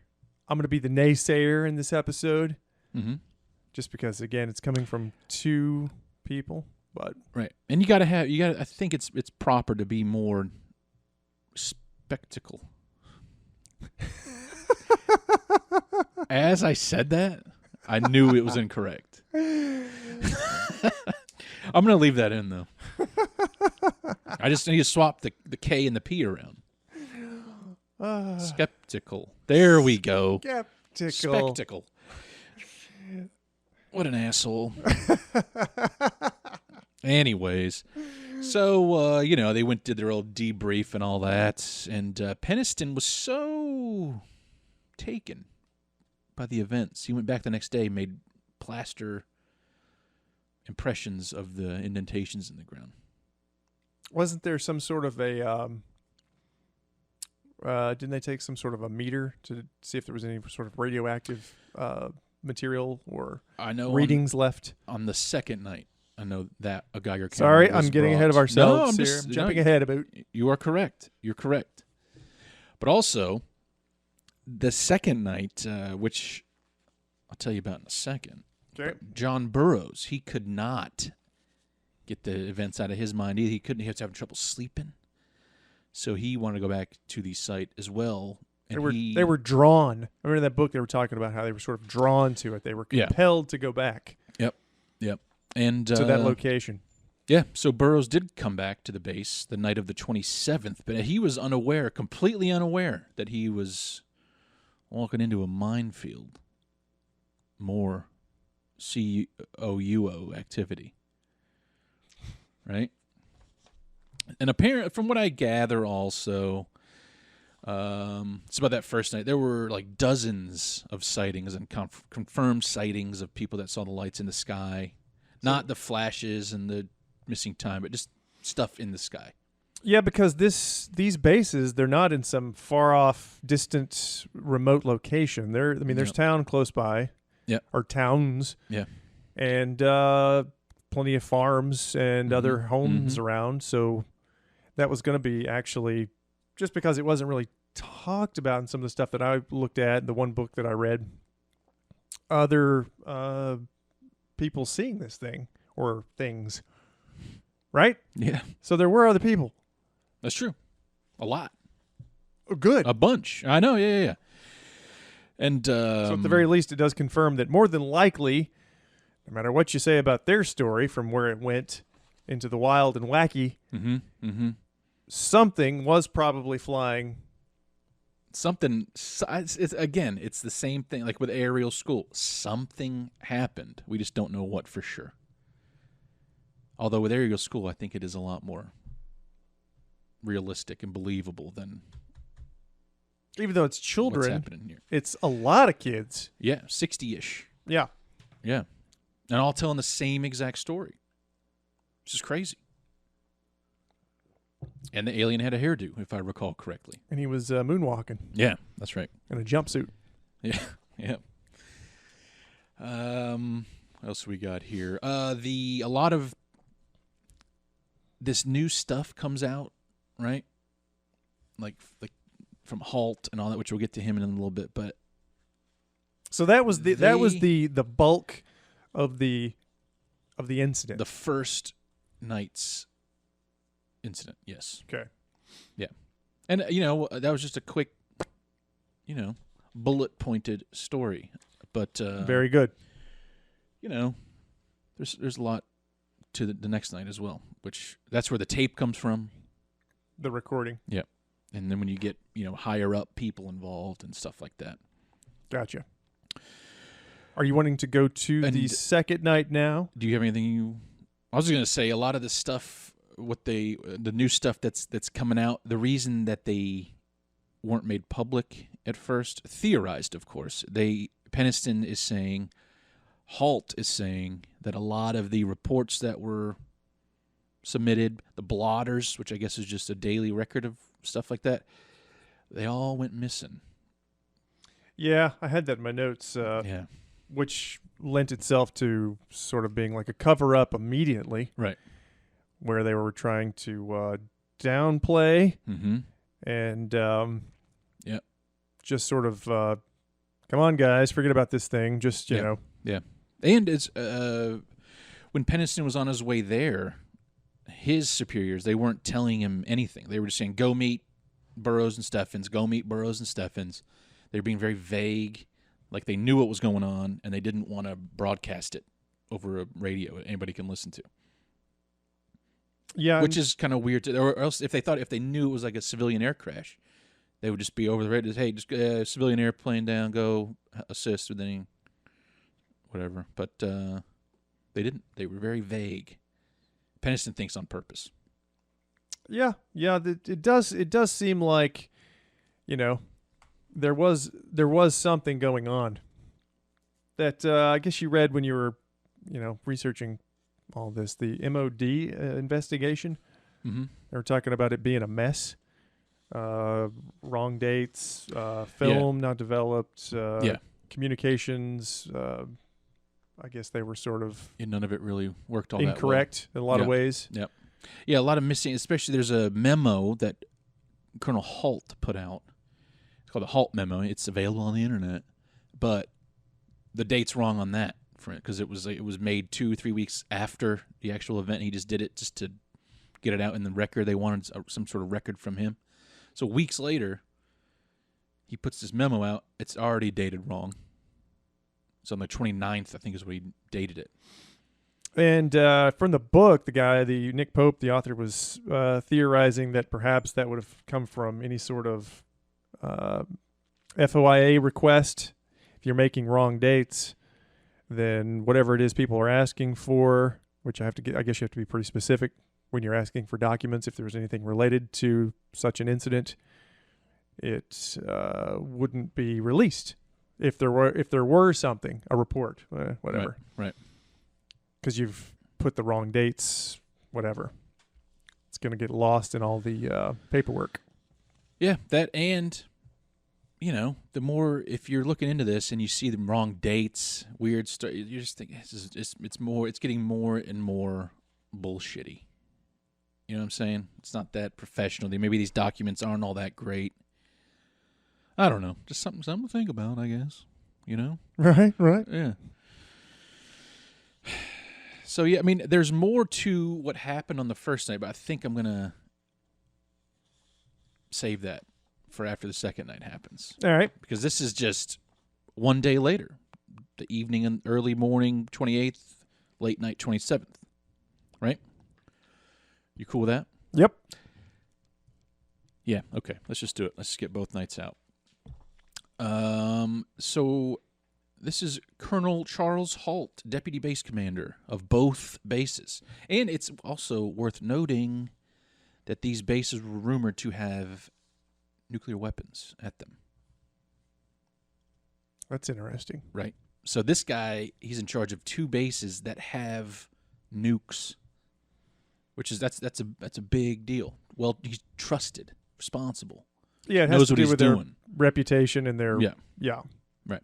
Their to being able to Mm-hmm. Can you take their word from whatever this incident was and apply sort of And from what I read in that Nick Pope book, Halt was the kind of guy. He was an enlisted men's colonel or something like that. He was always around everybody, record. He always had that tape recorder with him. He was always creep, man. Want to get down in the dirt with them. He wasn't just a guy in the office. Oh yeah. He was like just him as a person. Yeah. He didn't rule from afar. He Right. was an everyday sort of a guy. Yep, he was down there with them, which is why I guess he went out the second night. But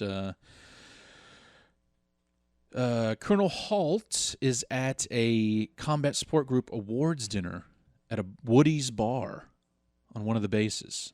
And door opens up during one of the speeches, and Lieutenant Bruce England, he's the on-duty shift commander, took Halt aside and just said, "It's back." And Halt's like, what's back?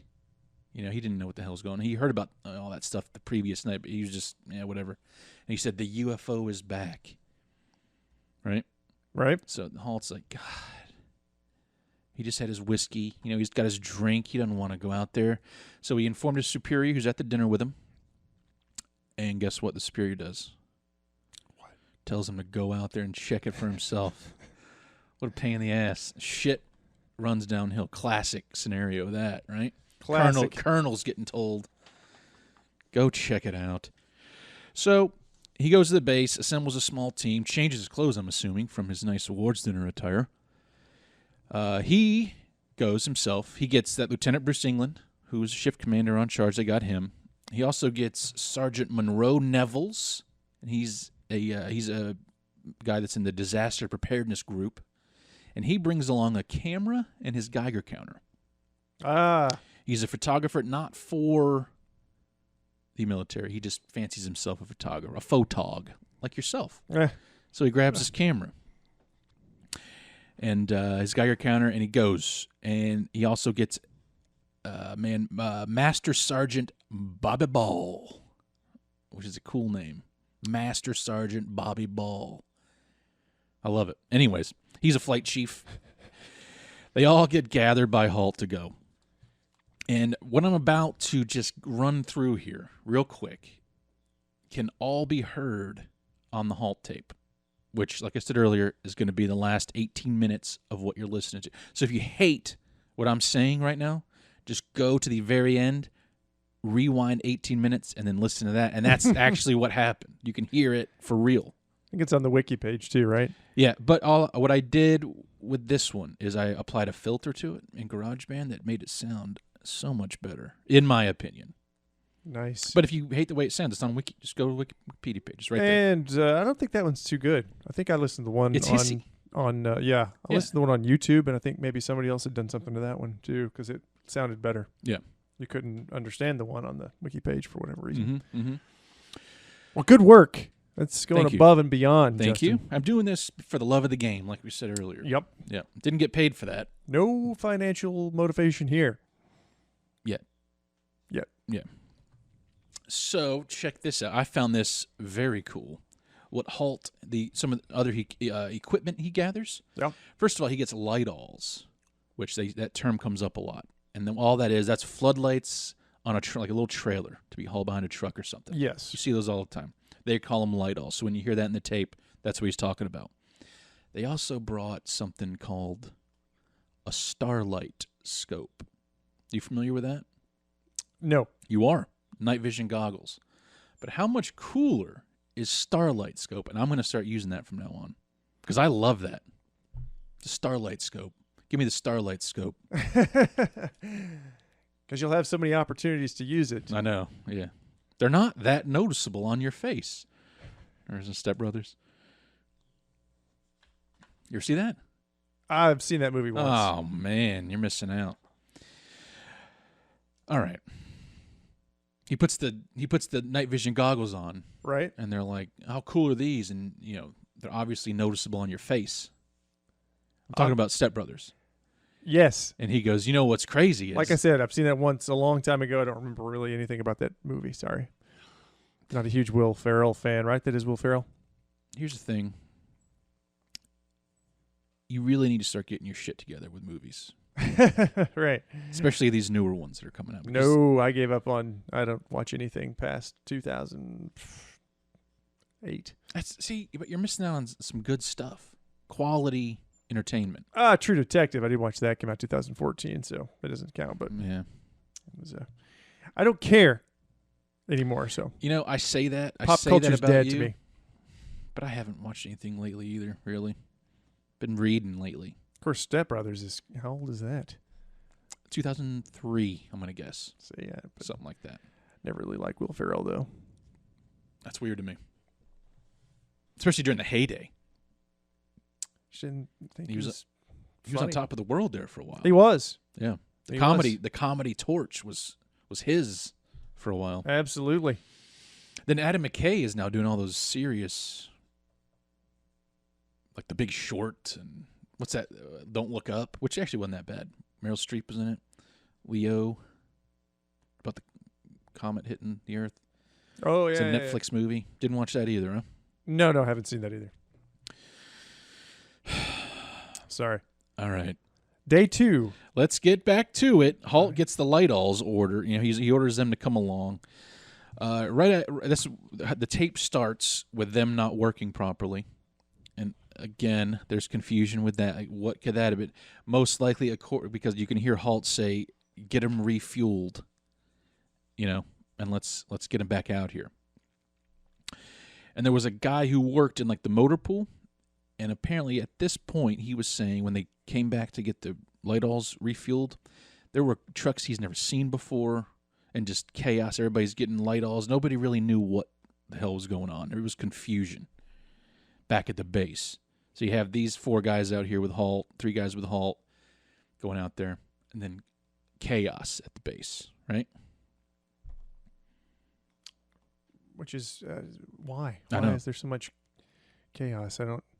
I have more questions, with this than I can. Well, you ask them as I go, and if I have an answer, I'll tell you. But if not, it's just something good to put out there. We can speculate. There's lots of speculation with this. There is. Also, at this point, this is when Burroughs, when I told you he couldn't sleep earlier, you want to go back to the base, he arrives on base, and he hears that they're out there. There's another event happening. He radios, somebody radios for him to see if he can join. Halt says no. You stay out of it. No, we don't need you. So he does for the moment. But for right now, Halt and his team, they go in the forest and they go to the same clearing where the previous night's events occurred. And Halt wants Neville's with his Geiger counter to take some readings. And the radiation readings do spike slightly above the indentations in the ground, which is pretty cool. Something happened. There's something there, right? Something is there. This couldn't have been some other form of radiation or somebody reading something incorrectly or using an instrument incorrectly. Or we might be getting to that later. But always jumping ahead. Well, I just figured we can say it though. Neville's wasn't all that well versed in that model of Geiger counter, and you can hear that in the tape too. It's kind of like he says something like, "This thing's tricky, isn't it?" Or something like that. You can hear him talking about the Geiger counter being iffy to him. He doesn't know what the hell he's doing, obviously not something you use every day. Right. So they do the depressions. They see the broken branches. They see the gouges in the trees, and they take samples of the bark and the sap. You can hear them say, "Get some of the sap in there too," in I guess bottles or whatever they got. Right. Then Halt says, "Get that starlight scope out and check out the forest and see if there's any, anything. See if you can see what you can see. Lights. They came out here for lights to begin with, right?" Lights on. They see they immediately see some hot spots in the trees, some bright points all around them in the trees, and the animals start going crazy at this point too. All just out of nowhere. He says it's from a neighboring barn, like all the farm animals are going just ape shit. And the muntjac deer. Muntjac deer, which I've never heard of. I didn't even know. I guess it was a species that's not native to England that was brought in at some point. Yeah. Yeah. And they make a little weird noise. They sound like a scream almost. Yeah. Yeah. But again, they're also nocturnal. So there are theories that say that perhaps these things are just getting spooked by everything going on, like the lights, there's quite a bit of activity. People out there. Maybe they're just, "Get away." That's how they're yelling. That's what they're yelling to each other. But we can't understand them, obviously. Yeah. Because they're talking in animal language. You know what I'm saying? Right. Yeah.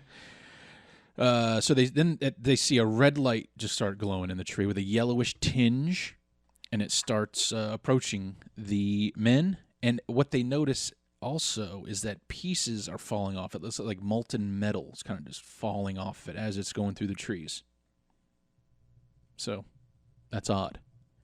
That is not normal. It doesn't happen with our craft unless something's going really wrong. Not to my knowledge. Yep. And then in the tape, you can hear Halt say it looks like an eye following you through the forest. And like with a dark spot in the middle, like a pupil. He's looking at it through the scope. So you can see the bright light and then a dark spot in the middle of it. It looks like it's winking at him is what he says. Which, in those scopes, if something's really hot or bright, does it come across as black, or is that only in infrared? Well, I'm not familiar with this particular kind of scope and what you would see from it. Yeah. I don't know would either. assume if it's, it would be bright, would be illuminated. Yeah. It wouldn't be dark. But it's odd that there's, Yeah, it's strange. The way they're seeing it. Yeah, looks like a giant eye. And then this red light breaks apart into multiple pieces. 2 of them start doing what he describes as pencil-thin beams, like a laser on the ground. One of them beams right at their feet, and it's like it's looking for something almost. And they don't know whether to take it as, if it's trying to communicate, aggression. They just stand there. They're like, what can we do about this? I'm sure somebody made that sound. I would have. Let's run. Then the other one that's also looking at stuff with a beam, right? Beaming its beam down. Guess what it's right over? Weapon storage. Man. What's that? Wow. What do you mean by Do you believe that or no? Sure. Okay. All right. For today's purposes. So it's like I neither believe nor do I not believe. But this has been said multiple times. There's multiple instances of UFO activity at nuclear sites that have like beamed. One of them I heard it shut down. It like almost launched a nuke and then stopped it. Like testing the waters to kind of see if they can, or showing us that it can stop us. If it's like, just come on, guys, cool it. We're going to fire one of these things off and start World War III for you. Which I thought was kind of odd that it happened here too. And this is all from Halt, a lieutenant colonel in charge of nuclear weapons at 2 Air Force bases. Yeah, this is all from him. So and when you watch him now, like he's obviously older, but he still doesn't look crazy. He just looks like an old military guy. He's just telling his story. Once again, sort of reaffirming the idea that this something took place, whatever that was. I'm confused by some of the. I'm going to mention this right now. I'm kind of confused by some of the, just the placement of everything as it was taking place. They're in the woods, right? Yeah. And then now they're seeing laser light beams sort of going down and sort of probing weapons. Mm-hmm. Where was that in regards to how can you be in the woods and see something that's happening at another? Yeah. Well, they say they were in a clearing, and it was also about they've moved at this point. It's like 50 yards out, and then some of the lights are like clear over the coast. They say, which is a coastline nearby, which is going to come into play. Yeah. Possible explanation for this, but that's what some of those lights could have been, possibly. The lighthouse theory. Yes, the Orford Ness Lighthouse. Which is, at this point, that seems pretty much absurd that there was. I mean, we've talked about prior to the episode recording or whatever, barometric pressure sort of changing things a little bit. The fluid in your eyes, I think it has something to do with the way you perceive distance and stuff like that. So when it changes, it can sort of play games with you. So, but anyway. Yeah. I don't think there was a lighthouse. You don't think it was the lighthouse? No, of course not. Okay. Not that we're going into theories right now. Okay. It's way too soon to do that, but I'm just going to go ahead and say I wouldn't think you could confuse what's taking place here with a lighthouse. Right. It seems maybe the initial. Maybe something off in the distance if you were. Yeah.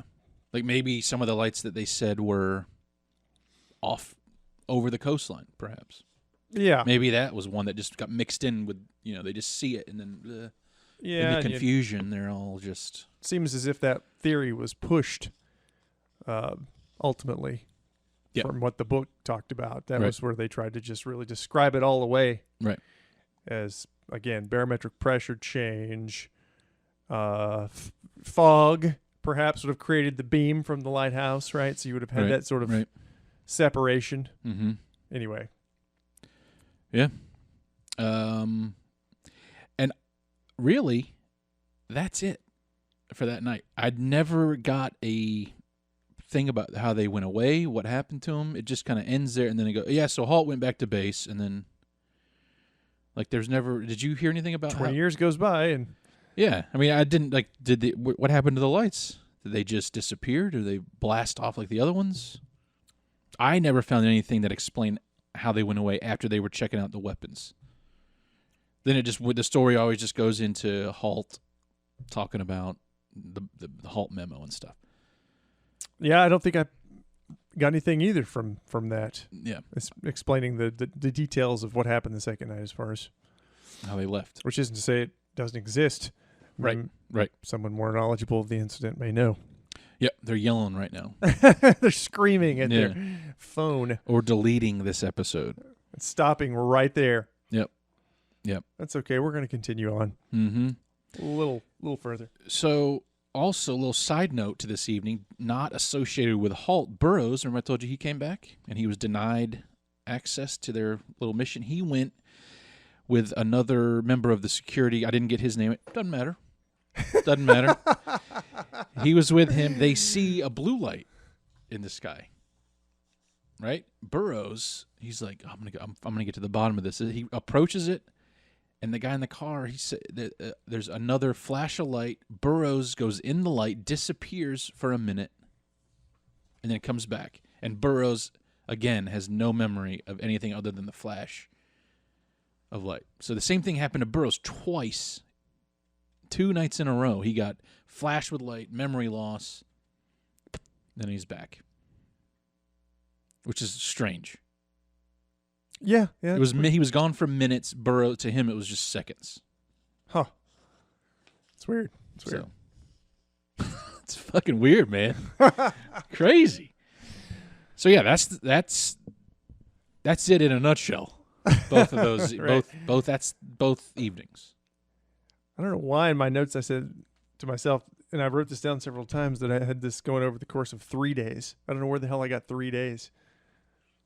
Well, I think it goes into the 28th, right? I guess it's like the night of the 25th, Christmas night, which one theory is it is Santa coming back. Night of the 3 a.m. to the 26th. 3 a.m. on the 26th. So that's that evening. Okay. 26th. Night of the 27th into the early hours of the 28th. So it's Okay. kind of just right in that middle area there, the transition. Gotcha. Yeah. I think, unless I'm just completely wrong, which, like I said earlier, never happens. It's never the case. Yeah. Spectacle. Right. It was Project Blue Book, by the way. Project Blue Book. Yeah. Okay. Before it was Project Blue Book, it was Project Sign/Saucer. That was the precursor to Project Blue Book. That one's a little on the nose, huh? Why the hell? Project Saucer. I had that in my notes. I don't know. That's good, though. You need it. Yeah. It's important stuff. Who was Larry Warren? Larry Warren, Because the thing with my notes are basically just questions. okay, who was Larry Warren? Yeah. Yeah. I don't really have a great answer for that. He was there. He was stationed at Woodbridge at the time, or Bentwaters, one of the two bases. Now, is this confirmed? This is confirmed. Okay. He was definitely stationed there. He was there the night that it happened. Yes. But his account of that's where it gets a little wacky. His stuff first came out in 2003. Okay, so was it too decided- soon for me to ask this question about the Larry Warren guy, or was this... No. Okay. No. You basically got the gist of what happened, the Rendlesham incident. Right. Now I can start asking you some questions. Do you want to go through some of the theories, explanations of what was left behind, what could possibly have caused it, or do you want to get into the weird shit and then go into what could possibly have caused it? Yes. Which one? Larry Warren, real quick, Okay. while we're here. I mean, we're just bouncing around anyway. Yeah, I'm not all that familiar with him because I think he's just a load of horseshit. He just wants to get involved with this, make some Skrilla. He came out in 2003, I think it was. He's talking about he was there that night. He went along, and he went into the clearing. He saw the craft, an orb of light, and there were 3 beings inside this thing. That I heard one that said he could only see it from the waist up, like they were sitting inside it, and another one they were out. So they said they were translucent, glowing, and blue. Definitely not human. Definitely not from here, is how he says it. And he reminds me a little bit of John Waters in the way he talks. Slightly John Waters-esque. I never listened to anything or saw anything with him. I just saw his name pop up a few times, and then I was like, who the hell is this guy now all of a sudden? Yeah, the whistleblower. I listened to a podcast with him, interview on Monsterland podcast. I'll put a link to it in ours. Nice. But he also has claimed to see, let me find it here, I jotted it down.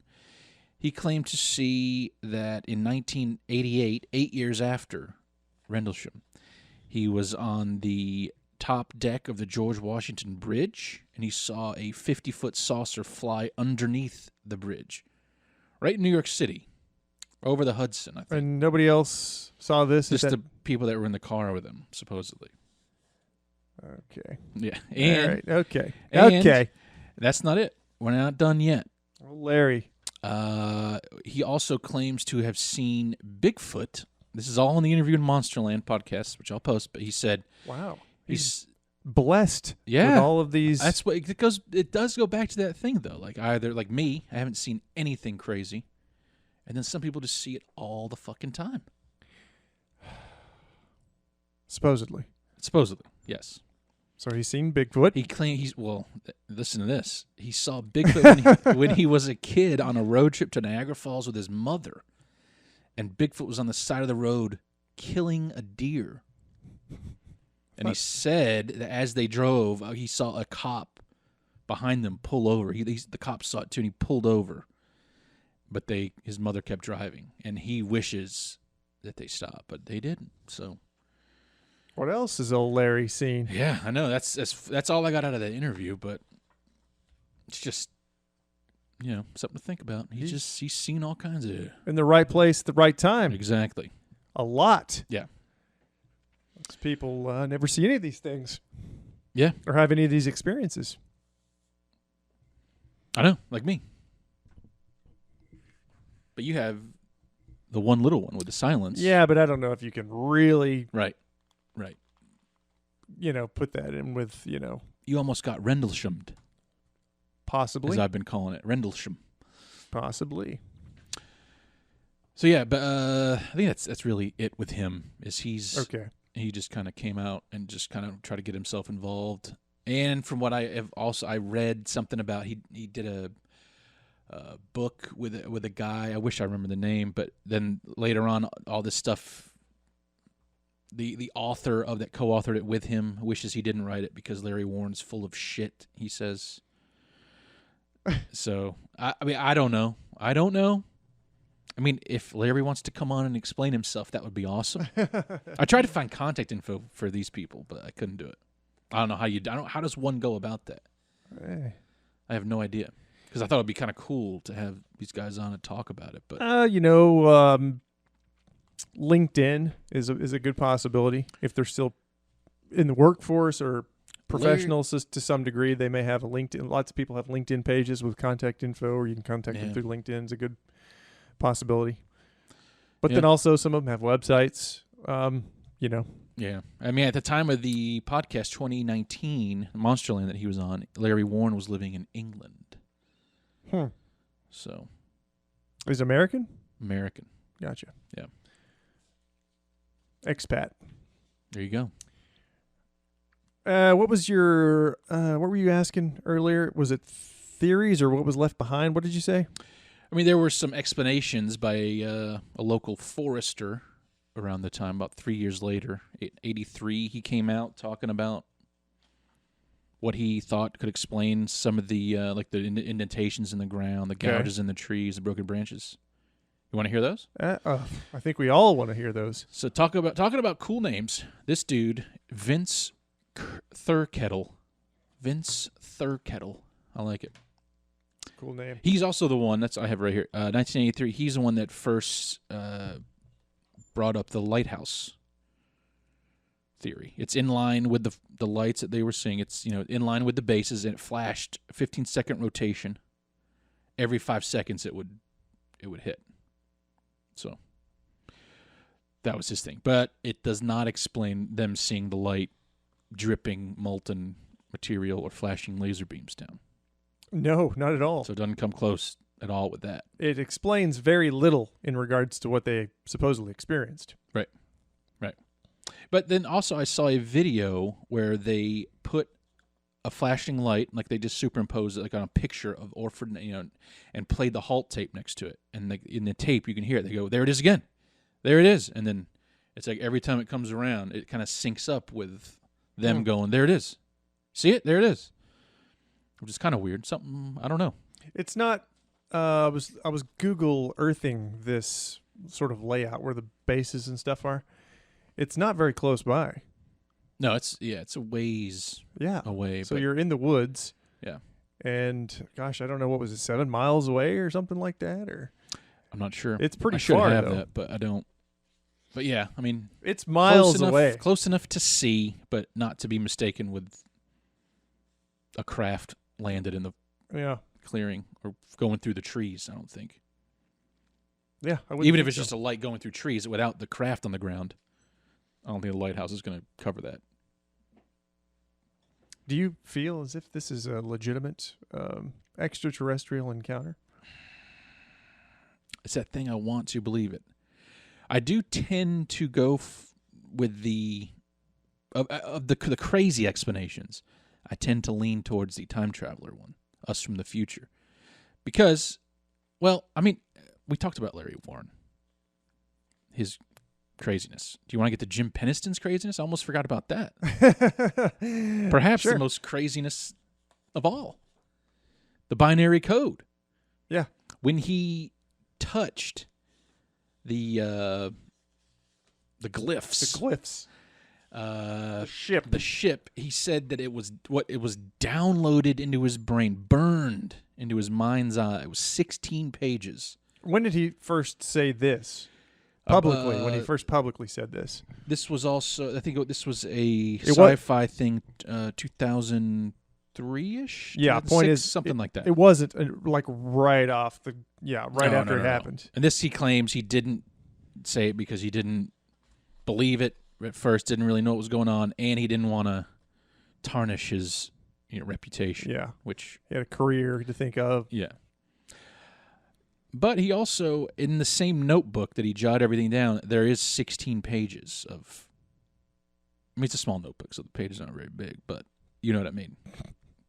Of ones and zeros that he claims to have written at that time, but nobody really knows for sure if that's when it happened. No way to prove that. Or I guess it wasn't at that time. It was a couple days later. It was just in his head. He couldn't get it out. And after he wrote it down, Well, that's when it Point left his being, brain. at that time, when it happened, as opposed to 15 years later or something like that. Right. So we're going off his word again there. Right. So this code has been translated, and it's very strange. It says, Exploration of Humanity 666-8100. It's a phone number. Anybody try calling that?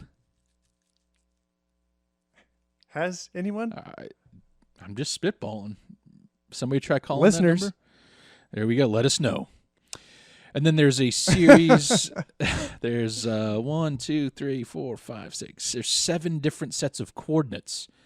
And one of them, the first one, is the Hy Brasil, the supposed location of Hy Brasil, which is right off the coast of Ireland. Pretty far. Not right off. It's pretty far out there. Second one is in Belize. Third one is in Sedona, Arizona, which is kind of close to the underground reptilian base. That's a whole different topic. The Great Pyramids is another one. The Nazca Lines in Peru is another one. China, the Shandong, China. So he's just popping off this code. And the Temple of Apollo in Greece is another one. And it says continuous for planetary advan, ADVAN, and then nothing. Fourth coordinate, continue out, CONTINUOUT, and then a series of letters, UQSCBPR, and then the word before. So there's typos in this alien code. Right, you'd think there would be. Yeah. And then it says, eyes of if your spelling eyes. Correct. Yeah, autocorrect of the future. Sucks still. They sent it, and they're like, God damn it, I hit the autocorrect. And then it says, eyes of your eyes, then origin, and it has the same set of coordinates for Hy Brasil again, towards the end. And then origin year, 8100. Nice round year. You know? Point being, you got a little message. Yeah. In binary code. And what about these places? What about these longitude, latitude, these coordinates? What the hell does it matter? Some of them are big, the pyramids and these Nazca lines and known stuff. Then Hy Brasil, which Atlantis type thing, right? Possibly. Right. I mean, it's supposed to be out in the Atlantic. Yeah. Yeah. A lost island. Was it a phantom island? I think I read. It's only visible once every 2 days or something like that, but you still can't get to it. It's something like that. That's the legend. Huh. Something like that off of Ireland. That's fun. That's just fun. Yeah. And I was looking at the code on Reddit, and a Reddit user made a pretty good point. And he says, my problem with this is that the alleged aliens were using ASCII binary, which is literally American Standard Code for Information Interchange, and there were errors in it. And it wasn't decoded until 2012, and it was decoded to English. It was 2012. If aliens were going through the trouble of giving us a message in a human-developed code language, why not just use English without the extra step? That's a good point. I didn't even think about that until I read that. The result is the same. And he says, I guess using actual words doesn't sound as sci-fi.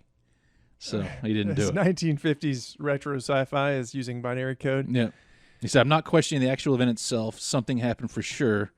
What it is, we probably will never know. That's basically what the user said that? Mm-hmm. That was their comment? Yeah, it was a good post. It was a good post, I thought.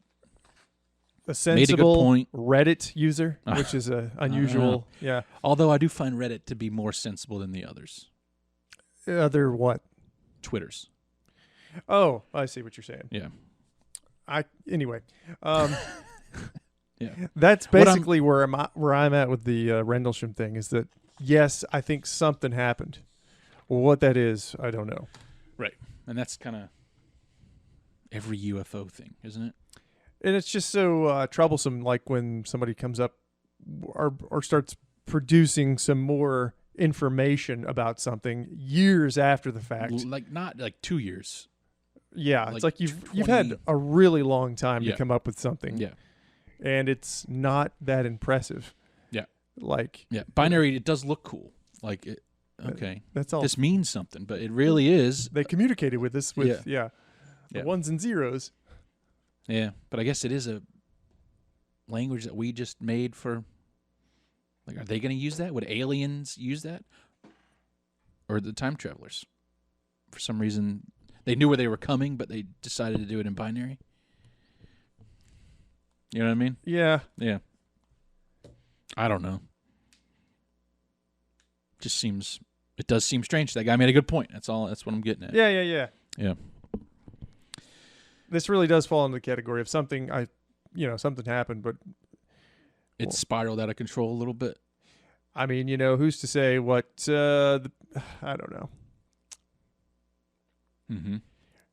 People start to maybe tell themselves stuff over years, and they start to believe and embellish.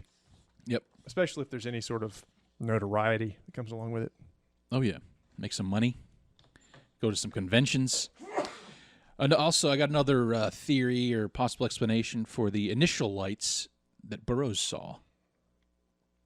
Go. And what, God bless you, and what dozens of people saw, the lights in the sky.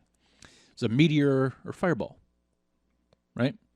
And checking in with whatever they checked into it, a meteor did come down in that area around 3 a.m.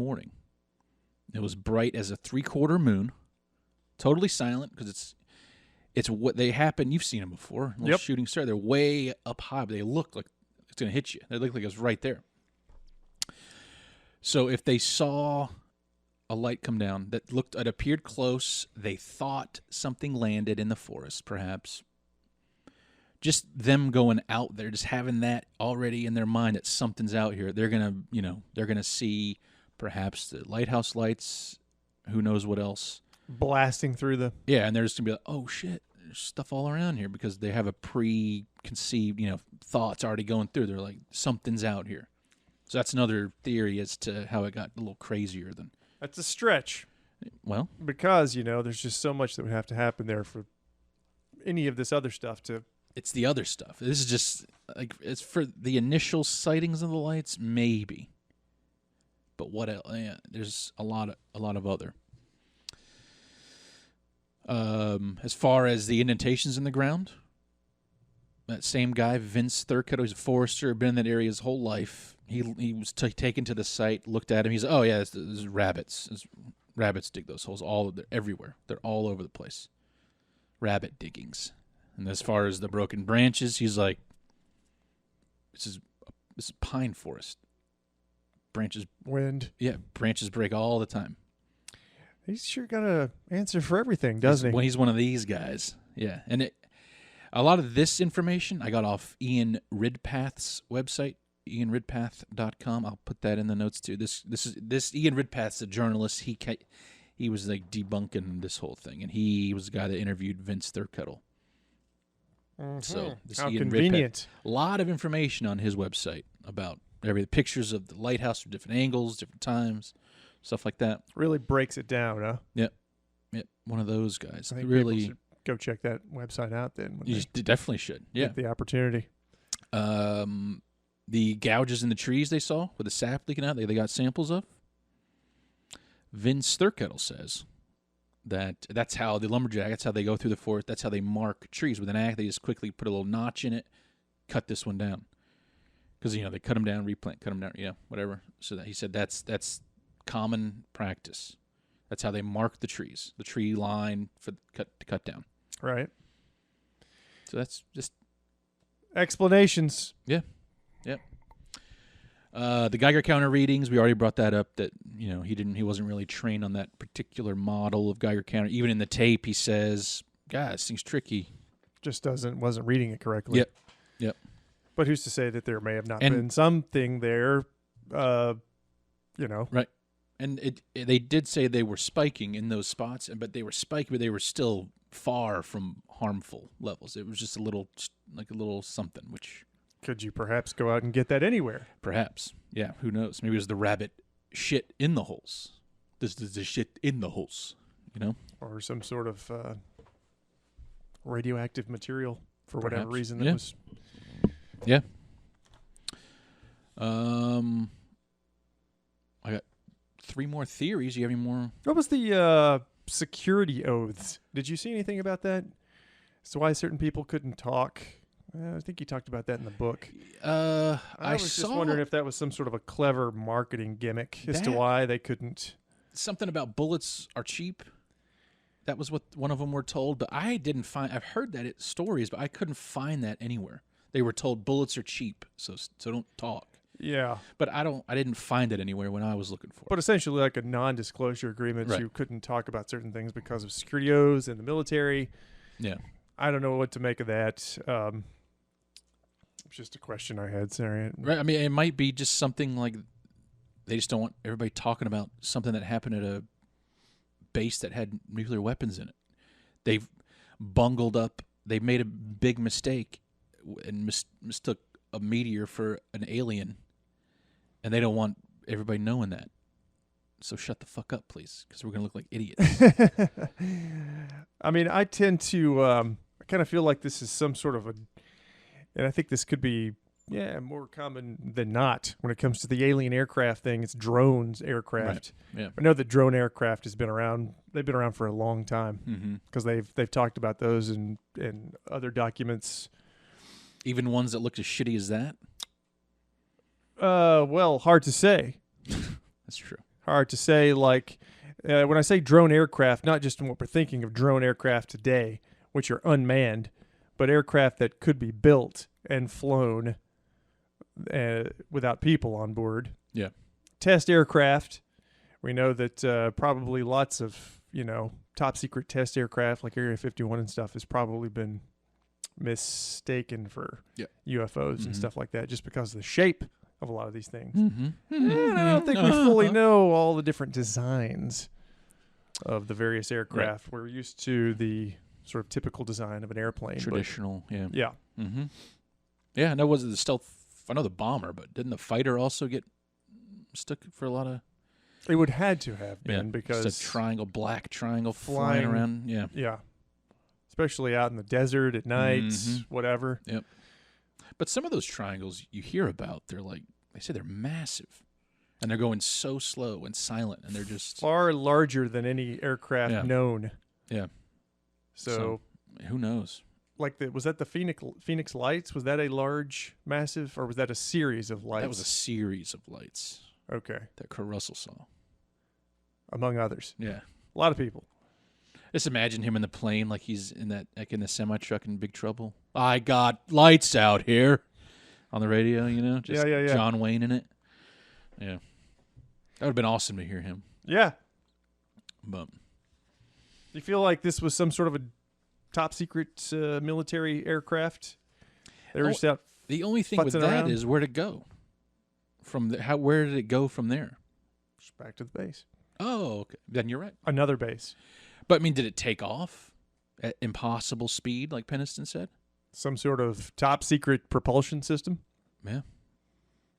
Don't know. I don't know. I mean, he saw it fly off at a crazy speed. Impossible speed. And then never heard of again. Except for the second night. But what happened that second night exactly? Which I thought it was weird. They get called out for the UFOs back. Halt gets his team together. They immediately just go out to the clearing and start taking readings, where the previous night's thing, and then they start seeing lights. They get called out there for more lights. They go out, but they just look at the previous night's.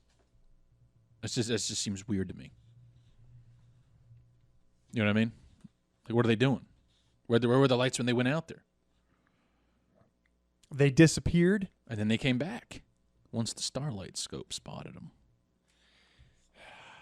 I tell you, I just I don't know what to make of this one. Yeah, okay. Well, It's terribly vexing. this one is indeed more than Dyatlov Pass. Yeah. Or do you think that guy nailed it? That investigator, that 2019. I don't think he did. You don't think he did? Nah, but who's to say? Right. There's a lot of speculation in what he came up with too, though, right? Yeah, I mean everything is really because nobody was there. Nobody was there That's the thing. to go down a list of things and try to explain away all of the weird circumstances around Yeah. what happened to them. Is Mini avalanche scared him out of the tent. A shelf just shifted. yeah, and you look at the Yeah. geography there; it just doesn't make much sense. But Yeah. they were having some weather, so Mm-hmm. same for this one. I don't know. It's could attempt to explain it all away. I know. Oh, it was a lighthouse here and a logging mark there and rabbits here and so on and so forth. But Yeah. Well, I got 3 other possible explanations, theories let's do it. on what this could be. There was a Russian rocket, Russian Cosmos 749. It was not a satellite. It was a rocket booster. It was falling back to Earth. It re-entered the atmosphere on that day. Some people tried to say that's probably what they saw. But that was hours before nighttime, and there was no evidence at all that it was even visible from Rendlesham. So, Doesn't explain most of their experience Right. anyway, right. But that's just a theory somebody put out. right? Done. Another one, the SAS. I believe that's that British SAS. Is that Super Army Soldier? It's a joke from the show extras. Super Army Soldier. I believe it was it. If I've seen that episode, Yeah, that's like their special for. I believe it's Standard Air Service, Special Air Service, something like that. It doesn't matter. Air It's Service. British. Anyways, Is this the hoax? this is one of the. Yeah, this is the hoax. Did you know about this? Did you hear about this one? I actually had that in my notes, surprisingly enough. What you got? Maybe, You're talking about December 2018. Yep. David Clark, Yep. British UFO researcher, reported a claim that the incident was a setup by the SAS as revenge plot Yep. on the United States Air Force. That's it. What the hell's that all about?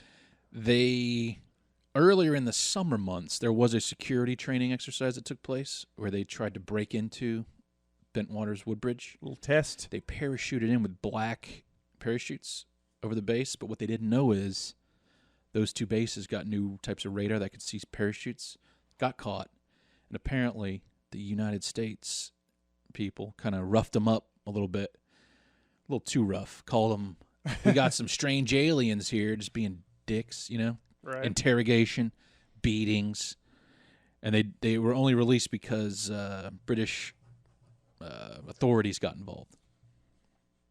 So about 18 hours of God knows what could be happening between militaries, right? But then apparently what they say is the SAS retaliated with a little prank. They put lights and flares in the forest, and they flew radio-controlled kites that had black balloons over the base, just to fuck with the Americans, the crazy Americans. There was a former SAS member who was active at the time, and he stated that the language used in the letter that said all this in, the anonymous letter from an anonymous SAS guy, it was not written by someone with a military background. Obvious about the way he was talking about everything. Flares and pyrotechnics used would have left forensic evidence and easily traceable back to British forces. And he said, most importantly, he would have heard about something like that because he was part of the crew. He would have been involved probably. And he heard nothing about it. It's definitely not through the grapevine, nothing like that. And So not a very plausible hoax. yeah, and he said even if it was, they had nuclear weapons there. It's not a place you prank like that. Like you can't just do that. That would cause a major problem with America, Britain. So I mean, that would be kind of cool though to be part of that story, just to prank the United States Air Force with balloons and kites and shit. Seems a little unreasonable. given the high level of right. Yeah, and what was going on. You'd want to, but you wouldn't do it. It'd be one of those things, right? Or would you not even want to? Would you be okay with getting beaten for 18 hours and called an alien? I don't think so. Oh. But you wouldn't want to prank them. Get him back. Yeah. Embarrass them a little bit. I guess it makes sense. It seems very implausible, though. Yeah. It's like, Yeah, I don't think that happened. realistically try something like this, but Yeah. And now we got another prank. Do you see this one? The 67th Aerospace Rescue and Recovery Squadron. It neighbored the base on the eastern side, Woodbridge. A lot of ex-Vietnam pilots came over there. They specialized in general rescue, special ops, aerial refueling, and space mission recovery. Right? They're near the water out there. They could go out do missions. They had a lunar Apollo-style capsule for training. I didn't see any of this. Yep. And that's the thing that lands in the ocean. You know what it looks like, right? It looks kind of maybe like a little craft if you didn't know any better. Right. Middle of the night in the woods. The theory is that they had it hung from a helicopter, some sort of retrieval exercise or something like that. It fell into the forest at night, right? This is really stretching. They never reported it because they were embarrassed. They left it there, right? Run off. Sure. They done run off, and he saw the crate. He saw that in the middle of the woods. Holy shit! Helicopter light. But the thing about that, you'd hear the helicopter sounds. How'd the capsule get out of there? I don't buy that one either. I don't either. Yeah, that one's ridiculous, but it is a fun one that they would just drop it in the woods and Whoops. let's leave. Let's get out of here. Yeah, just deny it. None of that makes any real. Yeah. Your leader, that squad leader, where's the capsule? Don't worry about it. It's fine. We got it. It's just in the woods. It's just ridiculous. Yeah. So yeah, I mean that's it. That's all the theories and explanations I saw Good. to debunk this thing. I don't think we need any more. I mean, If there were more, I don't want to hear them. I got a theory of my own. What is it? Aliens. Just a straight up? Yeah. No, Peniston under hypnotic regression. Hypnotherapy. Yes, he said it was time travel. He firmly believes it's time travelers. It was not alien in nature, extraterrestrial in nature. I did notice that from the book. These two guys seem to be mostly downplaying a lot of any sort of UFO type. Yeah. Like they weren't really big on communicating with the UFO community, right? Was that sort of like they were sort of standoffish to this whole thing? And yeah, I think that goes back to them not wanting to get lumped in with nut jobs. So I don't want to make it sound like these guys are just looking for some UFO money. Right. Which I think they are now. Because now they're all over Sci-Fi Channel and that's always Ancient Aliens. It always comes down to that. Yeah, eventually. which I would too. Why not? If they ask me, sure. Yeah. Oh, yeah. Yeah, why not? But apparently the code came out. Peniston wasn't even going to talk about the code. He was doing an interview showing them the sketches of the craft that he saw in the notebook. And while off camera, he was just like flipping through, he goes to the binary, and the interviewer's like, what's that? He's like, I don't even talk. This is just what's burned into my brain, downloaded into my brain, and I just had to write it down. By the way, this is what also happened. And then she's like, will you talk about that too? He's like, yeah, sure. Was he looking at it like, and then just just flipped it. a whole page of ones and zeros? Dropped it on accident. Like, what's that? Yeah. Oh, I didn't mean to show you that. That's just the binary code that was transmitted to me when I touched the craft. I touched it. Really? Oh, you mean this? Right. Yeah. I would like to talk to one of these guys. He did that. No, I can't show you. Okay, I'll show you. He standoffish at first. Okay. Yeah, fine, I guess. I'll tell you about it. It just so happens. She opens the briefcase. There's $10,000 more. All right. All right. Yeah. So anyway, it would be cool to talk to one of these guys and ask, because they're not like super celebrities. So no, just a couple ask of dudes. Dumb questions like that. Say that. Like why wouldn't you do that? How much money they offer you? Be honest. Be honest now. What? Say again? Maybe we get some cool answer out of Peniston. How much do they offer you to show that binary? Cut the shit. Yeah. Cut the shit, man. Look, man. Listen, man. You're in your late 60s now. It's almost over. Let's just get the truth out there. Yeah. What is this? Yeah. What is this nonsense? And you have health problems from the event. Oh, they do have those, by the way. That's a good thing to mention, right? Yeah, I almost forgot that. They had I guess for years, I guess they were trying to get some sort of disability from the military, and they were eventually successful. Yeah. They both have PTSD. But who doesn't these Air Force. days? They weren't pilots. Well, that's true. They were just airmen. Burroughs had a heart problem, right? Had something with his heart that was... They did have something going on, but it was a heart issue that could be, if you worked around radiation, it could be attributed to that. So he's blaming it on the lights and, the event. He's, radiated. And it was on that Art Bell tapes, Art Bell Tape Vault podcast interview with him. I'll post that too. He says that he tried to get his medical records from the Air Force, and they kept saying it was lost. They kept denying. They kept, it was years of trying to get them, and then he finally got them, which I don't know if I buy that either. Just some more. If you're the Air Force, manufactured drama for the purpose of his tale. Yeah, if you're the Air Force, if you're listening, and a guy is looking for just make up fake ones. If you don't want them to just make up bullshit, which don't mention Rendlesham. If they're out there, they see this podcast and listen to the whole thing. Doubtful. We're not being disrespectful here. No, not at all. Not at all. Would just like to talk to one of you. Real quick, Project Condign. Did you see that? Yes, but I didn't look into it. Okay. Yeah. That was the British version, I guess, of Blue Book, kind of sort of basically. No, I'm asking.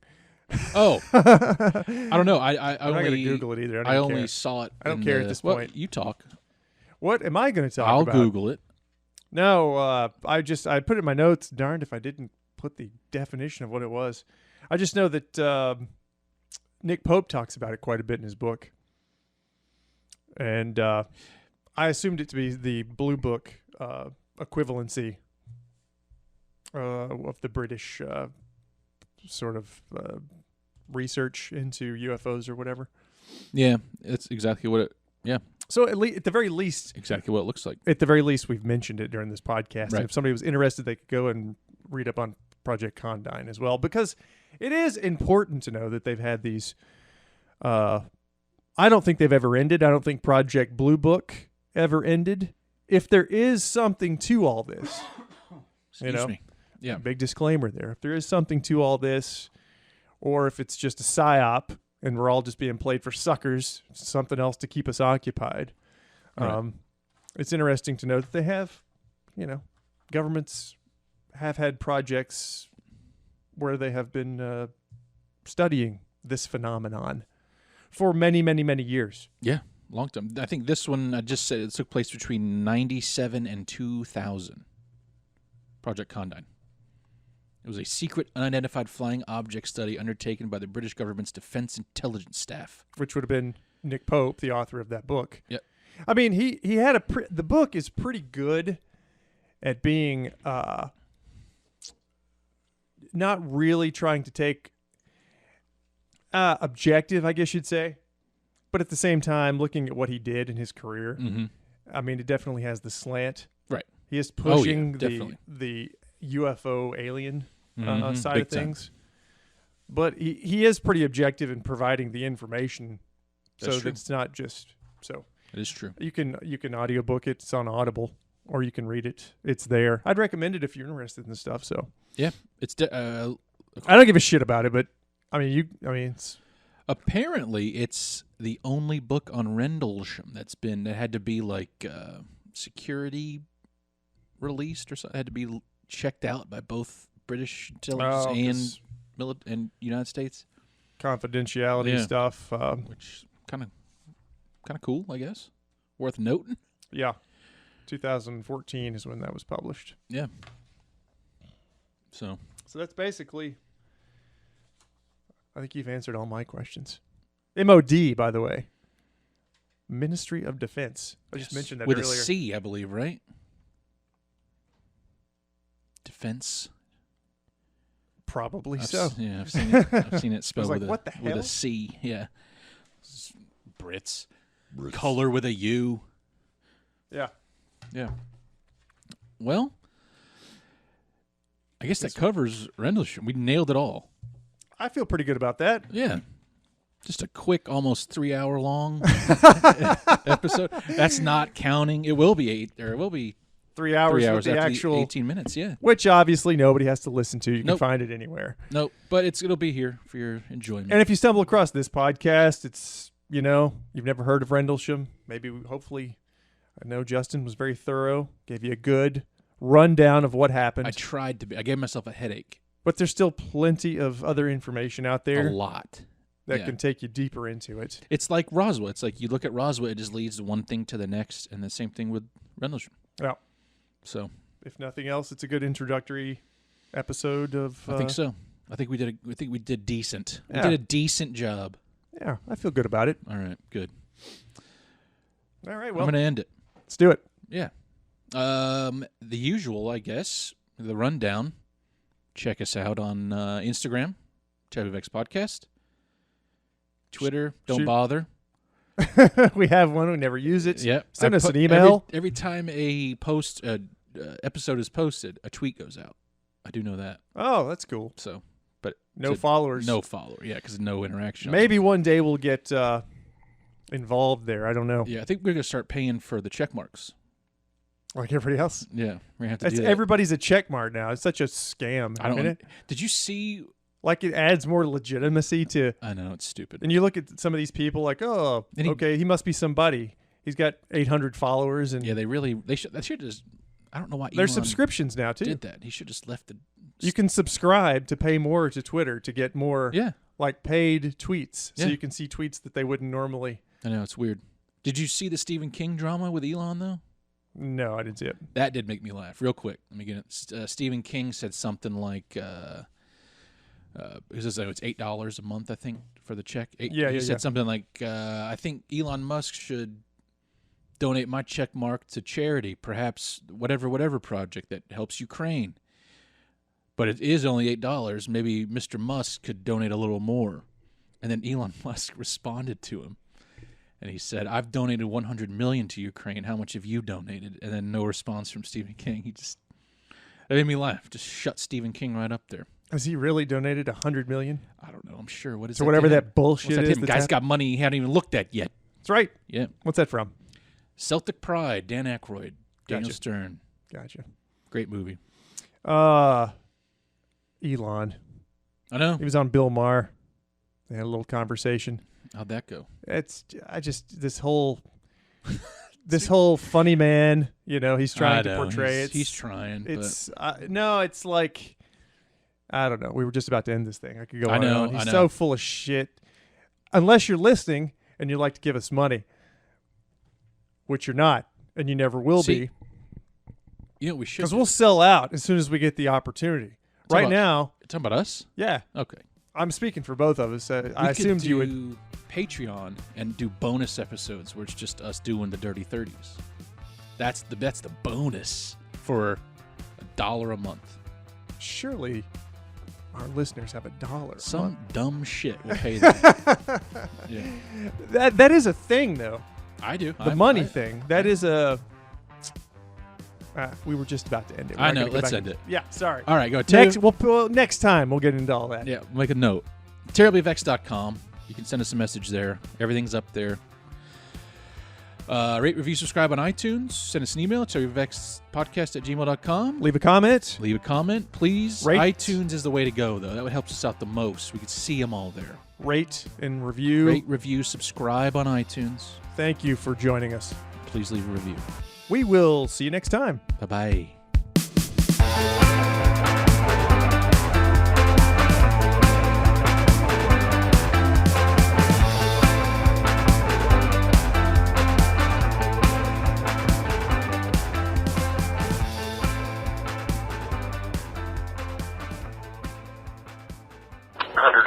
Feet or more from the initial, I should say, suspected impact point. having a difficulty. We can't get the light all to work. It seems to be some kind of mechanical problem. I'm going to send it back and get another light on. Meantime, we're going to take some readings for the Geiger counter and chase around here a little bit, waiting for another light on to come back in. Starting up. Yes, that's one of the pod number. Okay, we're now approaching the area within about 25, 30 feet. What kind of readings are we getting? Anything? Just minor clicks. Minor clicks. What are the impressions? There's one. Is that a little bigger they are? Well, there's one more well designed. Security control. We're still getting clicks.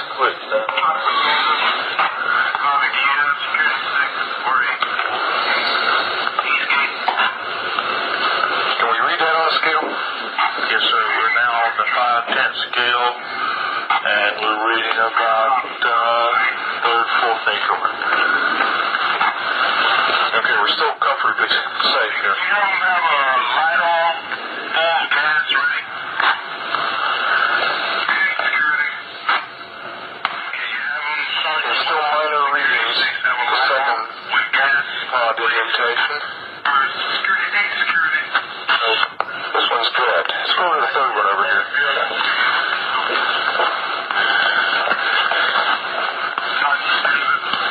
Yes, now I'm getting some residual. I can read down. The meter's definitely giving a little pulse. That's what I was going to say. Let's go to the center of the area next and see what kind of reading we get out there. You're reading the clicks. I can't hear the clicks. Yes, go. Got about the center, Bruce? Okay, let's go to the center. Yes, I get that's the best deflection of the needle I've seen yet. Okay, can you give me an estimation? We're on the 0.5 scale. We're getting... We have a couple readings. At approximately 01:25 hours. We're getting right at a half of a middle right now. Nice point. I haven't seen it go any higher. Let's go point right. Okay, we'll go out toward the... Now it's picking up. This is out toward the number one indentation where we first got the strongest reading. Yeah, it's similar to what we got in the center.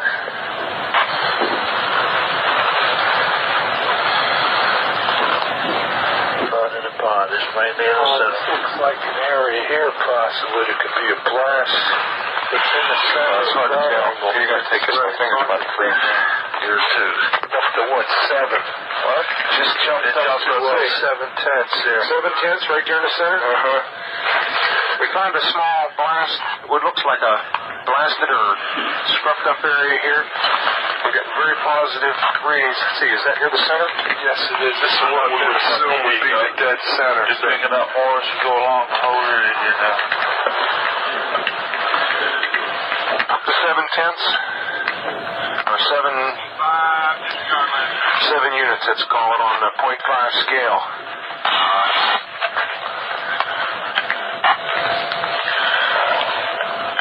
Okay, why don't we do this? Why don't we make a sweep? Here, I've got my gloves on now. Let's make a sweep out around the whole area, about 10 foot out, and make a perimeter run around it.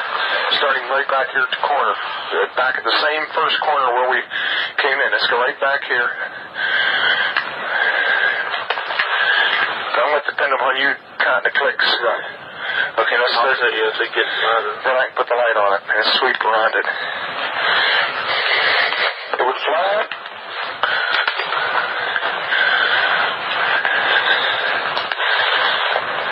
Put it on the ground every once in a while.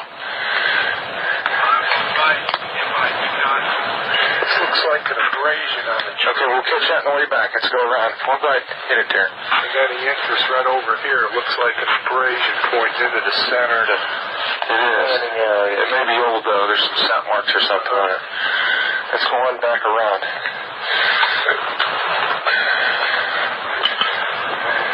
Alright. So it gives some extension on it. Yeah, this is an awkward thing to use, isn't it? Oh, let me see. I can carry it on my ears, but this one broke.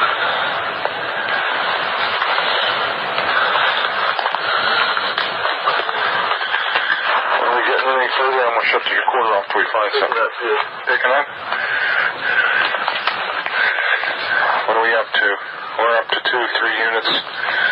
Deflection, you're getting in close to 1 pod. Picking up something. Picking up.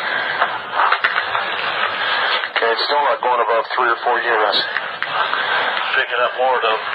More frequent. Yes, you're staying steady up around 2 to 3 to 4 units now. Yeah. One of these trees that face into the blast, what we assume is the landing site, all having a abrasion facing in the same direction towards the center. That's interesting. Let's go the rest of the way around the circle here. Bring it back down here. Picking up collection. Let me see that. That's kind of funny. You're right about the abrasion. I've never seen a tree that's never seen a pine tree that's been damaged react that fast. I got a bottle to put that in. Yeah, you got a sample bottle? Just for the soil. Can I get some of that? Yeah, here. Sit this on the ground. You'll notice they're all the same. Okay, from now on, let's identify that as point number 1. That stake there. So you all know where it is if we have to sketch it. You got that, Sergeant Nevels? Yes, sir. Okay. Closest to the Woodbridge base. Point 1. Be point 1. And let's go clockwise from there. Point 2. Point 2? So this tree is between point 2 and point 3. And 2 other personnel requesting to rendezvous with you at your location. Tell them negative at this time. We'll tell them when they can come out here. We don't want them out here right now. Okay, the sample, you're going to mark this sample number 1. Yes.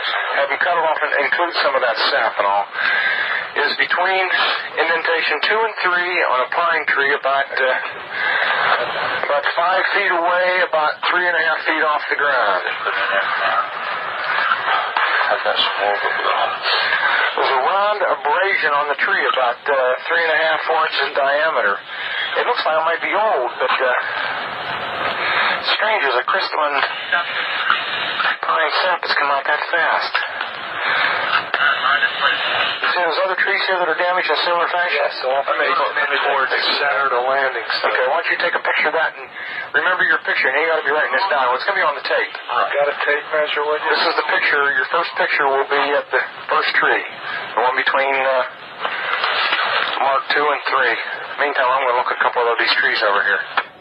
We are getting some. You're getting readings on the tree you're taking samples from on the side facing the suspected landing site. 4 clicks max. Up to 4. Interesting. That's right where you're taking the sample now. 4. That's the strongest point on the tree? Yes, sir. If you come to the back, there's no clicks whatsoever. No clicks at all on the back. It's all on the side facing the... Interesting. The indentations look like something twisted as it got, as it sat down on them. Looks like someone took something and sat it down and twisted it from side to side. Very strange. We're looking at the same tree we took the sample off with this, what do you call it, star scope? Star. You're getting a definite heat reflection off the tree, about 3 to 4 feet off the ground. Yes, where the spot is. The same place where the spot is. We're getting a heat. And the spot on the tree directly behind us. I picked up the same thing. And one off to your right. 3 trees in the area, immediately adjacent to the site, within 10 feet of the suspected landing site. We're picking up heat reflection off the trees. Like 5. What's that again? Well, shine a light on again, Bob. Well, you have trouble hitting it? Yeah. Get right on the spot, and then when you want them, okay, turn the light on. You'll notice the white. Hey.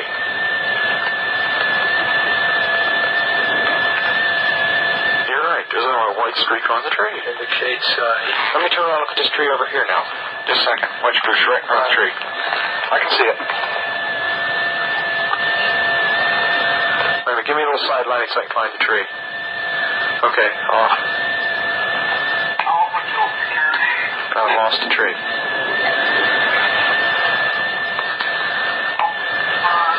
Okay, stop. Light off.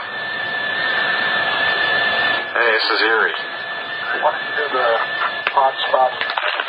This is strange. Here, someone want to look at the spots in the ground? Whoops, let you know. We're walking all over the place, sir.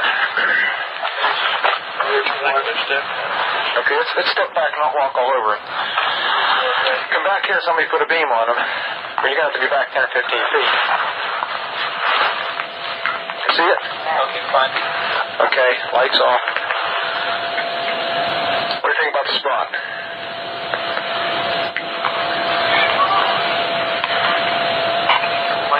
Yeah.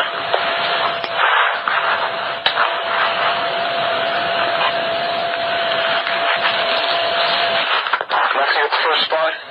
Okay, that's what we call spot number 3. Let's go to the back corner and get spot number 1. Spot number 1. Here's spot number 1 right here. Spot number 1 right here. Do you need some light? There it is right there.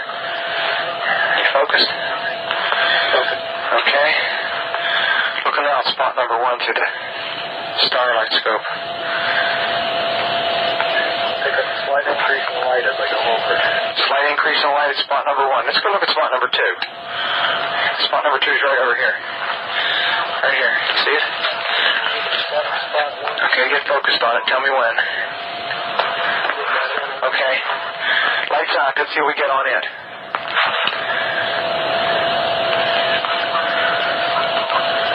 Slight increase. Just a slight increase? Try to center. The center spot. Well, it really isn't center. It's slightly off center. It's right there. It's more. Okay. We're going to get your reading on it right there. Okay. Tell me when you're ready. Ready. Okay, lights out. This is the center spot we're looking at now. Almost the center. Yeah, slight increase. Slight increase there. This is slightly off center toward the 1-2 side. It's some type of abrasion or something in the ground where the pine needles are all pushed back, and we get a high reading about deflection of 2 to 3, maybe 4, depending on the point on it. Want to check it? Yes. So there's a positive after effect? Yes, there is definitely. That's on the center spot. There is an after effect. What does that mean? It means when the lights are turned off, once we are focused in and allow time for the eyes to adjust, we are getting an indication of a heat source coming out of that center spot, which will show up on the heat or some form of energy. It's hardly heat at this stage of the game. Looking directly overhead, one can see an opening in the trees plus some freshly broken pine branches on the ground underneath. Looks like some of them came off about 15 to 20 feet up. Some small branches about an inch or less in diameter. Zero 148, we're hearing very strange sounds out of the farmer's barnyard animals. It's very, very active, making an awful lot of noise. Just in a pigmentation. You just saw a light where? Wait, no, slow down. Where? Right in this position here, straight ahead, in between the tree. There it is again. Watch. Straight ahead off my flash right there, sir. There it is. Hey, I see it too. What is it? We don't know, sir. So can I get some of it? Yeah, it's a strange, small red light. Looks to be out maybe a quarter to half mile, maybe further out. I'm going to switch off it. The light is gone now. It was approximately 120 degrees from the site. Is it back again? Yes, sir. Oh, that's the flashlight set. Let's move out to the edge of the clearing so we can get a better look at it. See if you can get the star scope on it. The light's still there, and all the barnyard animals have gotten quiet now. Yeah, we're heading about 110 to 120 degrees from the site out through to the clearing now. Still getting a reading on the meter. About 2 clicks. Meter's jumped 3 to 4 clicks, getting stronger. Now it's stopped. Now it's coming up. Hold on. There we go. It's about approximately 4 foot off the ground. Compass test of 110 degrees. All right, I just turned the meter off. You gotta say that again. About 4 feet off the ground, about 110 degrees, getting a reading of about 4 clicks. Yes, sir. Yeah, but No, it's dying. no, it's not. I think it's something other than the ground. I think it's something variable here. Tree right over. We just frightened the first nightbird we've seen. We're about 150 or 200 yards from the site. Everything else is just deathly calm. There's no doubt about it. There's some type of strange flashing red light ahead. There's yellow. I saw a yellow tinge in it too. Weird. It appears to be maybe moving a little bit this way. It's brighter than it has been. Yellow. It's coming this way. It is definitely coming this way. Pieces of it are shooting off. There is no doubt about it. This is weird. To the left. Yeah, definitely moving left. Two lights. One light to the front, okay. One light to the left. Keep the flashlights off. There's something something very, very strange. Keep the headset on. See if it gets any stronger. Okay. Give us a rundown. Notation that this is on a beta reading, too. It's on the beta reading? Beta Okay. shield has been removed. Okay. This is we're falling off it again. It just moved to the right. Yeah. Rock to the right. Strange. Oh, we're running to the left. Let's approach to the edge of the woods up there. Can you want to do without lights? Let's do it carefully. Come on. Okay, we're looking at the thing. We're probably about 200 to 300 yards away. It looks like an eye winking at you. It's still moving from side to side. And when you put the star scope on it, it sort of has a hollow stare, a dark stare. It's like the pupil of an eye looking at you and winking. And the flash is so bright to the star scope that it almost burns your eye. We passed the farmer's house and across in the next field. Now we have multiple sightings of up to 5 lights with a similar shape and all, but they seem to be steady now rather than a pulsating or glow with a red flash. We just crossed the creek, and we're getting what kind of readings now? Getting through 3 good clicks on the meter, and we're seeing strange lights in the sky. 244, we're at the far side of the second farmer's field, and made sighting again about 110 degrees. This looks like it's clear out to the coast. It's right on the horizon. Moves about a bit and flashes from time to time. Still steady or red in color. Also, after negative readings in the center of the field, we're picking up slight readings, 4 or 5 clicks now on the meter. 305. We see strange strobe-like flashes to the rather sporadic, but there's definitely something, some kind of phenomenon. 305 at about 10 degrees horizon directly north. We've got 2 strange objects, half-moon shape, dancing about with colored lights on them. About, guessed to be about 5 to 10 miles out, maybe less. The half-moons have now turned into full circles. As though there was an eclipse or something there for a minute or two. 315 now, we've got an object about 10 degrees directly south, 10 degrees off the horizon. And the ones to the north are moving, one's moving away from us. It's moving out fast. This one on the right's heading away, too. Yeah, we're both heading north. Okay, here he comes from the south. He's coming toward us now. Now we're observing what appears to be a beam coming down to the ground. This is unreal. 330, and the objects are still in the sky, although the one to the south looks like it's losing a little bit of altitude. We're turning around and heading back toward the base. The object to the south is still beaming down lights to the ground. Observed for 100 hours, one object still hovering over Woodbridge base at about 5 to 10 degrees off the horizon, still moving erratic and similar lights and beaming down earlier.